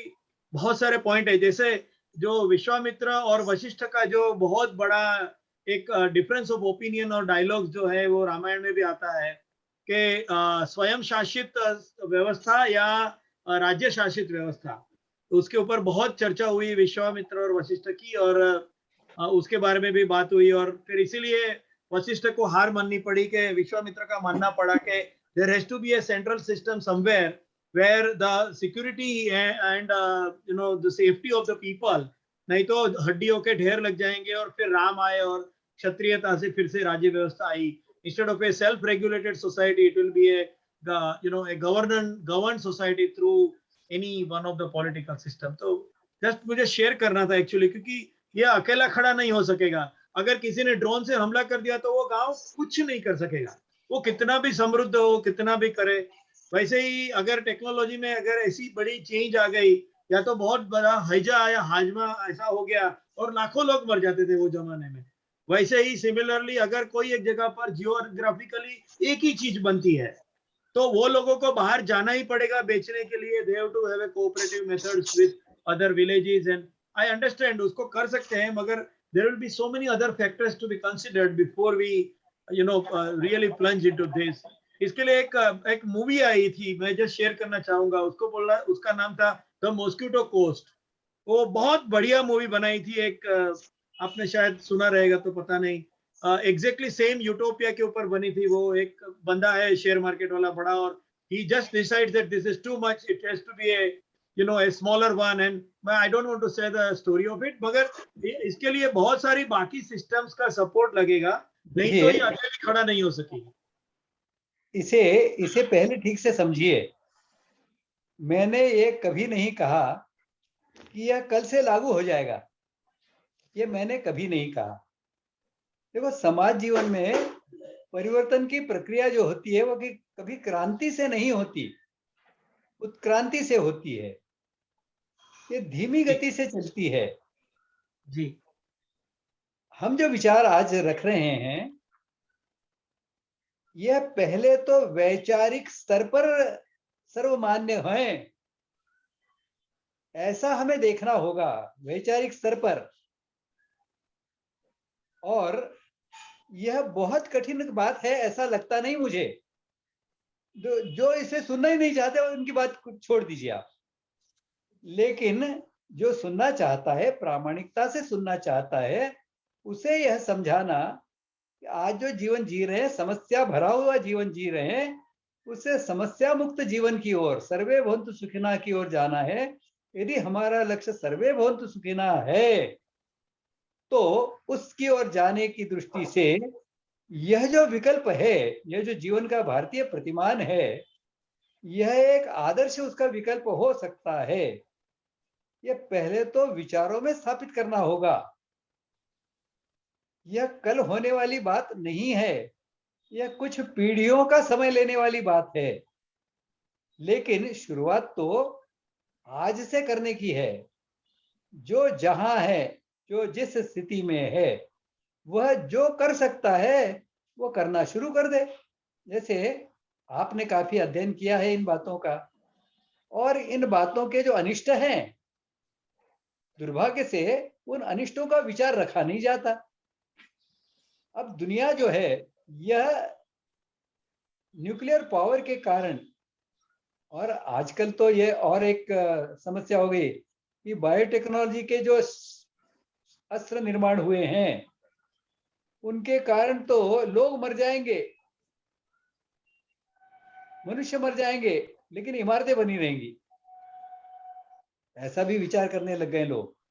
लेकिन सब इसमें, पूरी दुनिया के सभी जो सबके हित का विचार करने वाले लोग हैं, वह सभी इसमें सहमत हैं।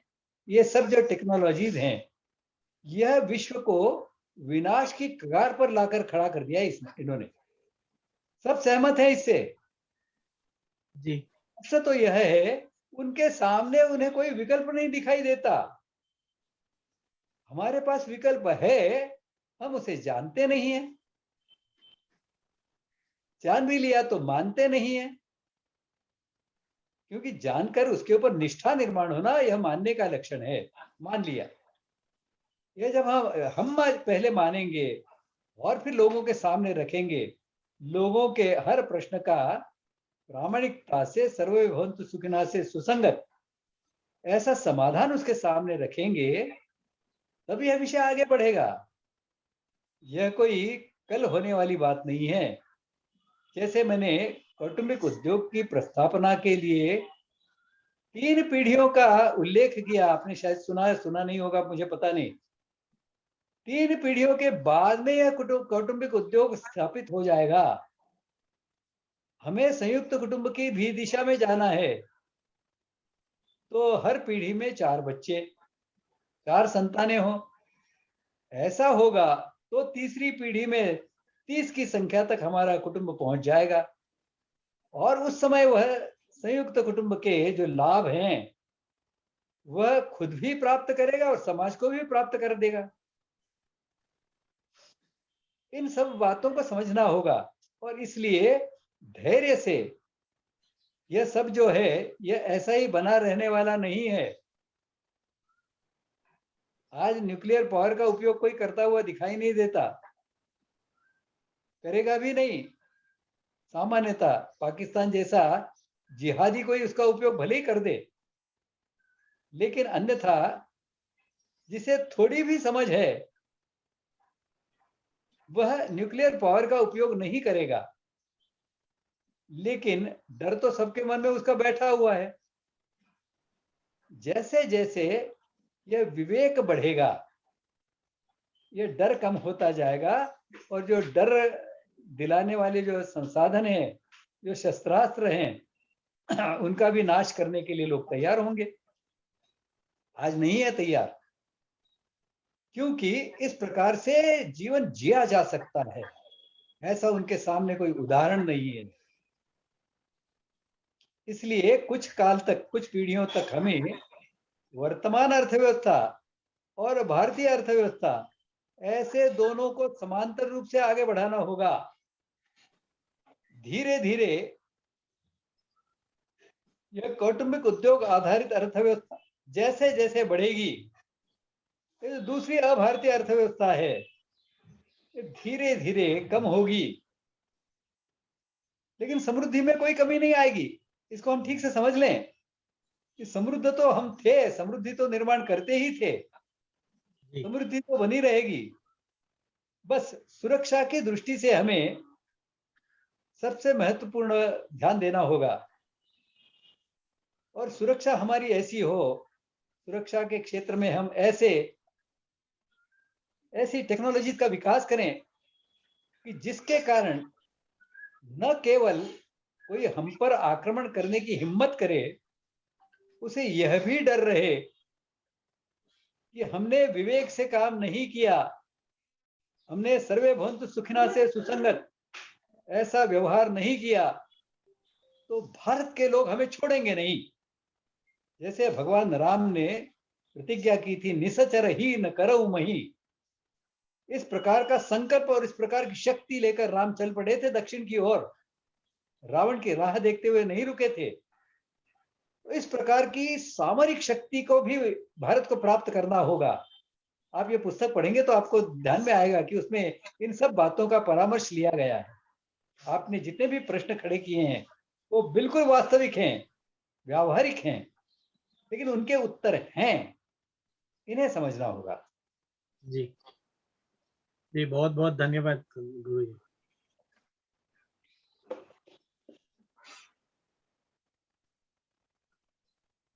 सर, ये जो कौटुंबिक उद्योग थे तो उनका जो उत्पन्न था तो उसका डिस्ट्रीब्यूशन का कुछ रूल था क्या? नहीं, समझ में नहीं आया, क्या कहा आपने? मैं स्वाति बात कर रही हूँ। हाँ, ये जो कौटुंबिक उत्पन्न था तो उसका डिस्ट्रीब्यूशन का कुछ नियम था क्या? जैसे एक उद्योग है, जिसमें 4 बेटे हैं, तो हाँ, इसको किस प्रमाण में उत्पन्न का भाग दिया जाता था? इसका कुछ नियम था ऐसा? नहीं, देखिए देखिए, इसको हम 3-4 बातों को साथ में विचार करके इसको बिठाना होगा। जैसे वर्ण का विषय है, वर्ण का विषय स्वभाव का विषय है। तो चारों वर्णों के बच्चे घर में तो हो सकते हैं, 40 का 30 का कुटुंब होगा, तो इसमें चारों वर्णों के बच्चे होंगे। अब इन 4 वर्णों के बच्चों के स्वभाव अपने अपने वर्ण के अनुसार होंगे। तो कौटुंबिक उद्योग में उसके वर्ण के अनुसार उसको जिम्मेदारी दी जाती है। इसे समझना होगा। इसे हम समझेंगे तो फिर वर्ण के अनुसार उसको शिक्षा देंगे, वर्ण के अनुसार उसके वर्ण के जो गुण लक्षण हैं उनकी शुद्धि और वृद्धि का प्रयास करेंगे।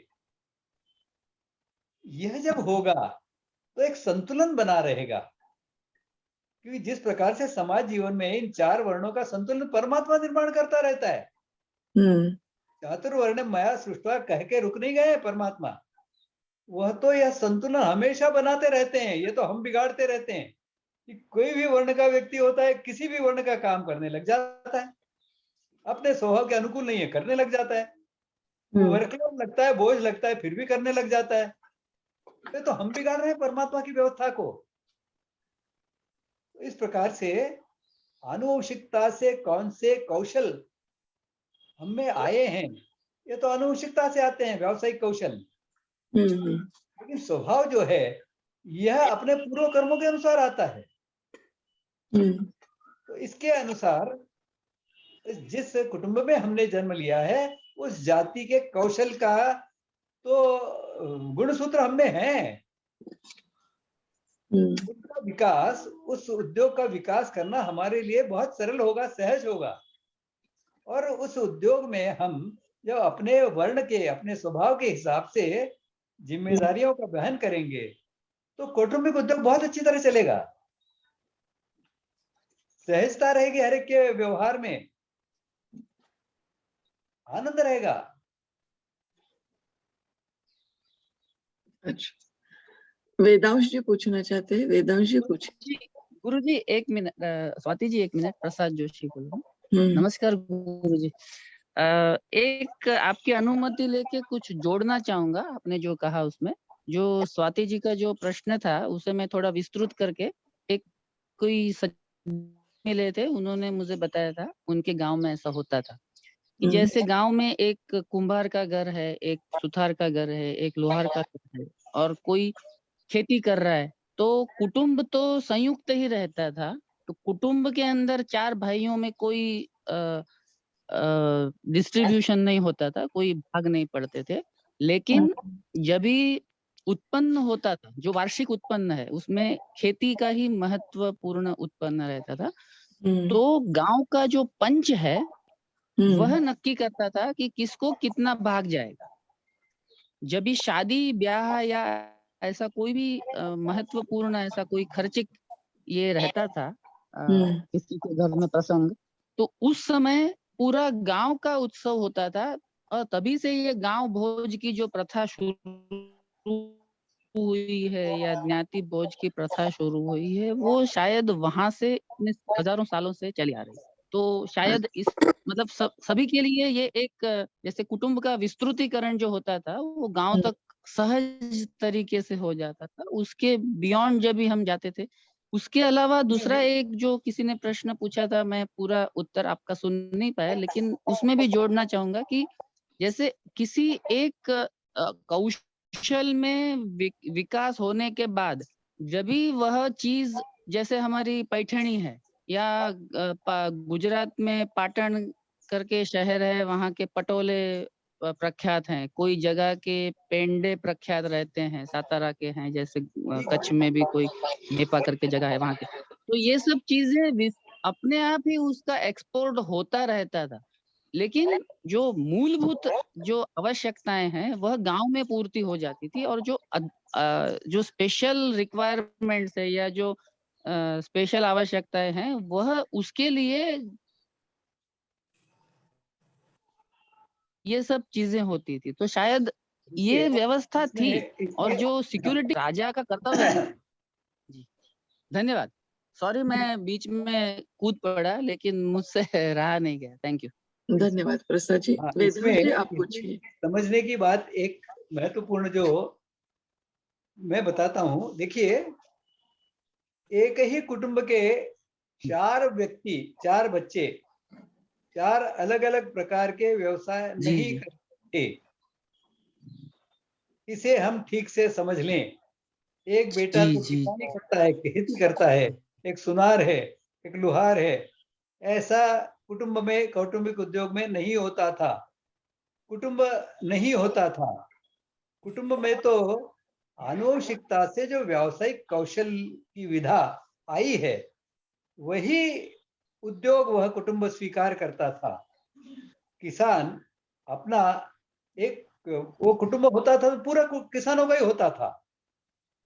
सब कुटुंब के सहभागी जो सदस्य थे, वो उस खेती के काम में सहयोग करते थे। घर में रहकर, जी जी जी प्रत्यक्ष खेत में जाकर, सब प्रकार का। सुनार जी होता था तो उसका पूरा कुटुंब, संयुक्त कुटुंब यह सुनार का ही होता था। जी और जी सुनार के ही व्यवसाय में वह सब अपना योगदान देते थे।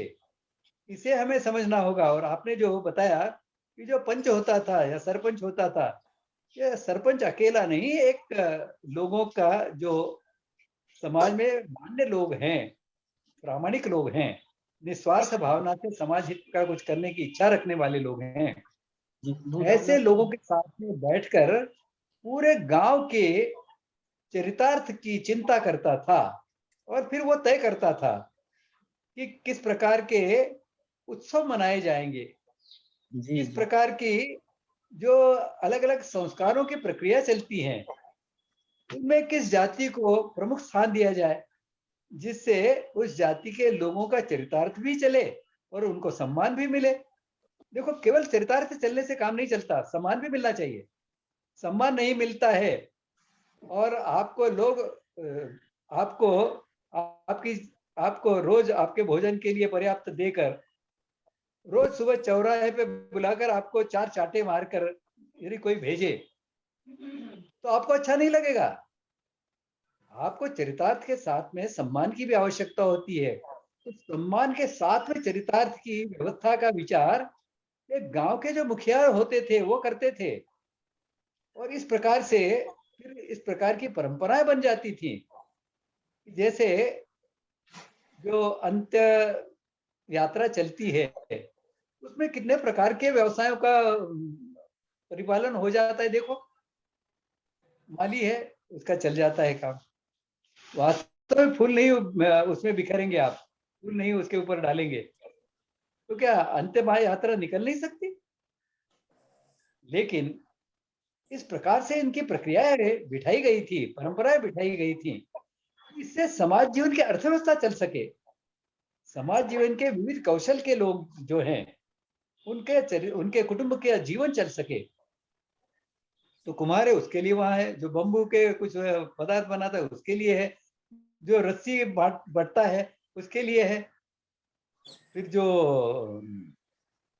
गुलाल और ये उसके ऊपर बिखेरते हैं, तो उसको बनाने वाले हैं, उनके लिए है। ऐसे अलग अलग, कपड़ा बनाने वाला है, कपड़े बनाने वाले के लिए है।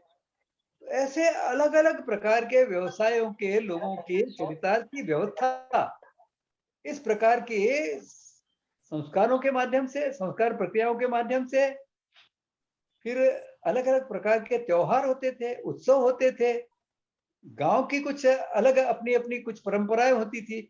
इनके माध्यम से जो गांव के जो प्रमुख लोग होते थे, वो किस प्रकार से वितरण हो अपने अपने उत्पादन का, इसका विभाजन कर देते थे। और जब एक ही गांव में 3 कुम्हार हैं, तो 3 कुम्हारों को बांट दिया जाता था गांव।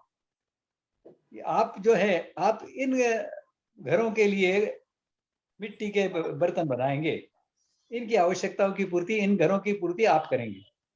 इस प्रकार का वितरण, विभाजन यह गांव में होता था। तब जाकर गांव स्वावलंबी बनते थे, क्योंकि गांव में सुनार होना यह तो एक प्रतिष्ठा का विषय है। लेकिन यदि लोग सुनार का सम्मान नहीं करेंगे और सुनार के सोने के बदले में उसके जो आभूषण है उनके बदले में उसकी सभी आवश्यकताओं की पूर्ति नहीं करेंगे तो सुनार तो भाग जाएगा वहां से। इसलिए इन सबका संतुलन बिठाने का काम गांव गांव में हुआ करता था। इसे हमें समझना होगा। इसका कुछ विचार अगला जो हमारा ग्राम विकास का, ग्राम कुल का जो विषय है, उसमें कुछ मात्रा में यह आएगा। अभी उसी में से कुछ आपको बता दिया मैंने। इस प्रकार की हमारी अर्थव्यवस्था को हमें समझना होगा। एक कुटुंब में 4 प्रकार के व्यवसाय नहीं होते थे। एक ही सवाल लेते हैं हम। कौशल जो परंपरा से जातिगत चलता आया है वही चलता था, और एक जाति में से किसी को दूसरी जाति में जाना है उसकी प्रक्रिया अलग चलती थी, जिसका उल्लेख मैंने जाति का जो विषय मैंने रखा था, जाति प्रणाली का, उसमें बताया था कि किस प्रकार से एक जाति में से दूसरी जाति में जाना भी संभव था। सरल नहीं था लेकिन संभव था। वेदांश जी आखिरी सवाल पूछिए।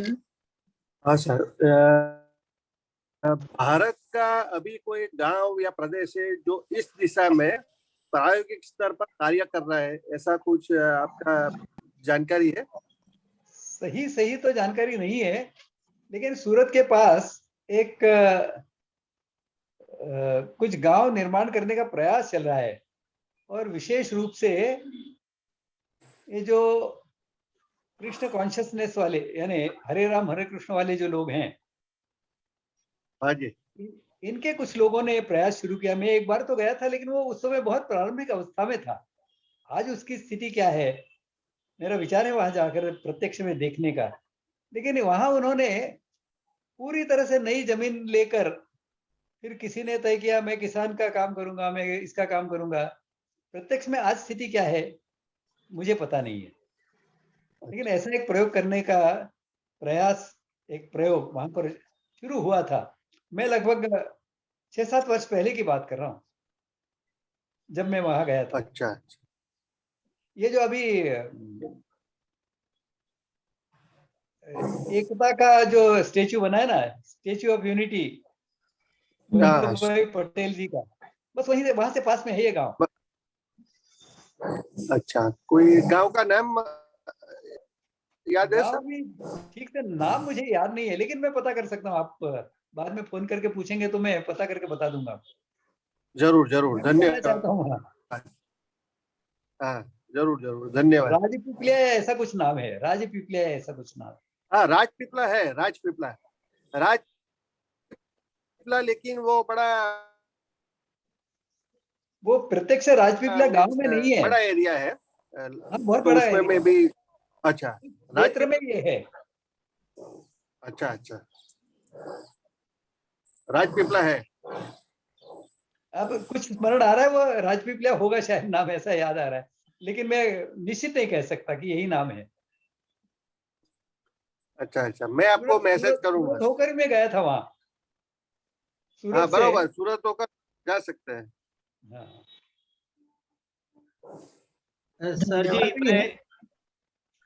सर जी मैं थोड़ा ऐड करना चाहूंगा, केतन पुरोहित। यहाँ नॉर्थ अमेरिका में भी ऐसे लोग हैं जो बहुत बड़ा ग्रुप है उनका, उसको कहते हैं आमिश पीपल। और वो लोग आमिश, AMISH, और वो लोग भी ये पूरी इंडस्ट्रियलाइजेशन और इसके अगेंस्ट में है। वो लोगों का खुद का गांव होता है, वो गांव में पूरा सेल्फ सफिशिएंट होता है, और वो गांव में से बाहर जाना जरूरी नहीं पड़ता, गांव में भी रह के सब कुछ हो जाता है। ऐसे गांव वो लोग यहाँ रखे हैं। और वो लोगों ने, बिकॉज वो बाहर से जो दूसरी इम्पैक्ट, वो लोग एलोपैथिक मेडिसिन नहीं खाते, वो लोग नेचुरोपैथी से काम करते हैं, वो लोग अभी भी गाय बैल घोड़े से चलाते हैं, ऐसे हैं। और वो लोग बाहर, वो लोगों का कुटुंब संस्था में एक ऐसा है कि जब बच्चा 18 साल का हो जाएगा उसको 1 साल के लिए बोलते हैं जाओ तुम सिटी में जाओ और उसकी लाइफ देख के आओ। अगर तुमको वो पसंद आ गई तो वहां रह जाओ, नहीं तो फिर हमारे गांव में वापस आना और यहाँ रह जाओ। ऐसा यहाँ का एक सिस्टम है। आई एम जस्ट शेयरिंग, क्योंकि मैं यहाँ नॉर्थ अमेरिका से हूँ, तो I am just sharing another view point. उनको वो आमिष इसकी और जानकारी नेट पर कहीं मिल सकेगी? जरूर से आप जैसे अभी आप आमिष पीपल अमीश के नाम से मिल जाएगी। हाँ, आमिष पीपल करेंगे तो आपकी उसकी पूरी डिटेल मिल जाएगी। ठीक है, पता करना चाहिए जी कि वहाँ की अर्थव्यवस्था कैसे चलती है, सबकी जी। आवश्यकताओं की पूर्ति कैसे होती है। आवश्यक शक्ति पूर्ति तो श्योर हो जाती है, मुझे पता है, मैं वो गांव में गया भी। आप जाकर आए हैं? हाँ, मैं जाके आया हूँ, मैंने देखा है उनको। वो बहुत अच्छी बात है। वो बहुत पुराने स्टाइल से रहते हैं, वो घोड़े वगैरह से घोड़ा गाड़ी चलाते हैं, कोई भी कार नहीं होती, पेट्रोल नहीं, इसलिए एनवायरमेंटल प्रॉब्लम नहीं, कोई बड़ी मेंटेनेंस की जरूरत नहीं, घोड़े गाड़ी को क्या मेंटेनेंस लगेगी। तो वो उसके औजार भी बहुत सिंपल हाथ से चलने वाले होते हैं। काफी आप डिटेल देखना गूगल में, आपको पूरा पता चलेगा, आपको उसके बारे में वीडियोस भी मिलेंगे। बिल्कुल। तो ऐसे ऐसे ही प्रयोग जैसे आपने बताया ना, ऐसा ही प्रयोग भारत में कहीं तो संभव है ना? हाँ हाँ, जरूर से है। बस उल्टा बाकी भारत में तो जी सर, केवल एक शासन को यह देखना होगा कि जो बाकी का जो सामाजिक वातावरण है वह उसको प्रभावित न कर दे, वो उसको नष्ट न कर दे। इस प्रकार की सुरक्षा वहां भी नॉर्थ अमेरिका का, आप जो अमीश का बात कर रहे हैं, वहां भी इस प्रकार की सुरक्षा किसी ने दे रखी है। इसके लिए वहां शोषण नहीं हो रहा है, नहीं तो वहां के लोगों को लूट ले जाते, वहां के प्राकृतिक संसाधनों को लूट लेते लोग। जी। इस प्रकार की सुरक्षा की क्या व्यवस्था वहां है, इसके बारे में भी आप जरा पता करके बताइए। वो लोगों को वहां पुलिस वगैरह नहीं होती, क्योंकि वहां कोई क्राइम नहीं होता। नहीं, आप नहीं तो समझे। जी, आप मैं नहीं समझ समझे गया तो बाहर के इम्पैक्ट ऑफ आउटसाइड सिस्टम, वो मैं समझा। तो उसके लिए because they are inside a country, उसकी जो डिफेंस सिस्टम है, मैं टैक्सेशन वही है, कह रहा हूँ कि उनका जो उनके देश की जो सुरक्षा व्यवस्था है, जी उसमें उन्होंने इस प्रयोग को सुरक्षित कैसे रखा है, वो यह मैं जानना चाहता हूँ। जी, आप देख लेना। मगर वो लोग हाँ, जैसे अभी एक गांव है गुजरात का, वो ये फॉलो हाँ, करेगा तो उसको संरक्षण के लिए तो बाहर इंडियन मिलिट्री रहेगी। वैसे ही उसको इतना छोटे स्केल में है कि उसको उसकी इतनी जरूरत नहीं पड़ती। और पीपल जनरली, और वहां एक्चुअली तो बहुत हंसने वाली बात यह है, मजाक की बात, कि वहां कुछ चोरी करने लायक भी नहीं है। चोरी वहां होती है जहां संग्रह होता है, यहाँ संग्रह ही नहीं है, सब कुछ खुला खुला है। तो इसलिए कोई चोरी करना, ये मतलब crime is zero, equality of people, वो आप पढ़ लेना, बहुत सारी चीजें अच्छी अच्छी है।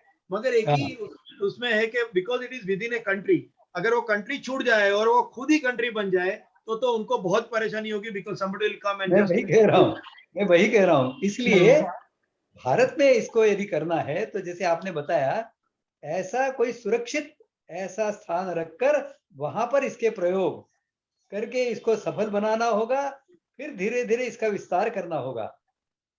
ये भी आप देखेंगे कि जो दूसरा खंड है उसमें परिवर्तन की प्रक्रिया में मैंने बताया है कि किस प्रकार से इसकी रक्षा की जिम्मेदारी शासन को लेनी होगी। एक और तो इस प्रकार का यह भारतीय ढंग की अर्थव्यवस्था चले पनपे, और दूसरी ओर सामरिक दृष्टि से हम सामर्थ्य संपन्न बने रहे कि कोई हिम्मत न करे हम पर आक्रमण करने की। जी इस प्रकार से कुछ वर्षों तक तो इस समांतर ऐसा हमें प्रयास करने होंगे। धन्यवाद। आज के सत्र में यही हम रोकेंगे। अगला हमारा सत्र होगा 28 जुलाई को, जिसमें हम ग्रामकुल के बारे में बहुत विस्तृत जानकारी लेंगे। श्लोक से हम समारोह करेंगे। आप सभी सहभागियों का बहुत बहुत धन्यवाद। केळकर सर, बहुत बहुत धन्यवाद। ओम सर्वेत्र सुखिनः सन्तु, सर्वे सन्तु निरामयाः, सर्वे भद्राणि पश्यन्तु, मा कश्चित् दुःखभाग् भवेत्। ओम शांति शांति शांति। नमस्ते, आपका दिन शुभ हो। नमस्ते।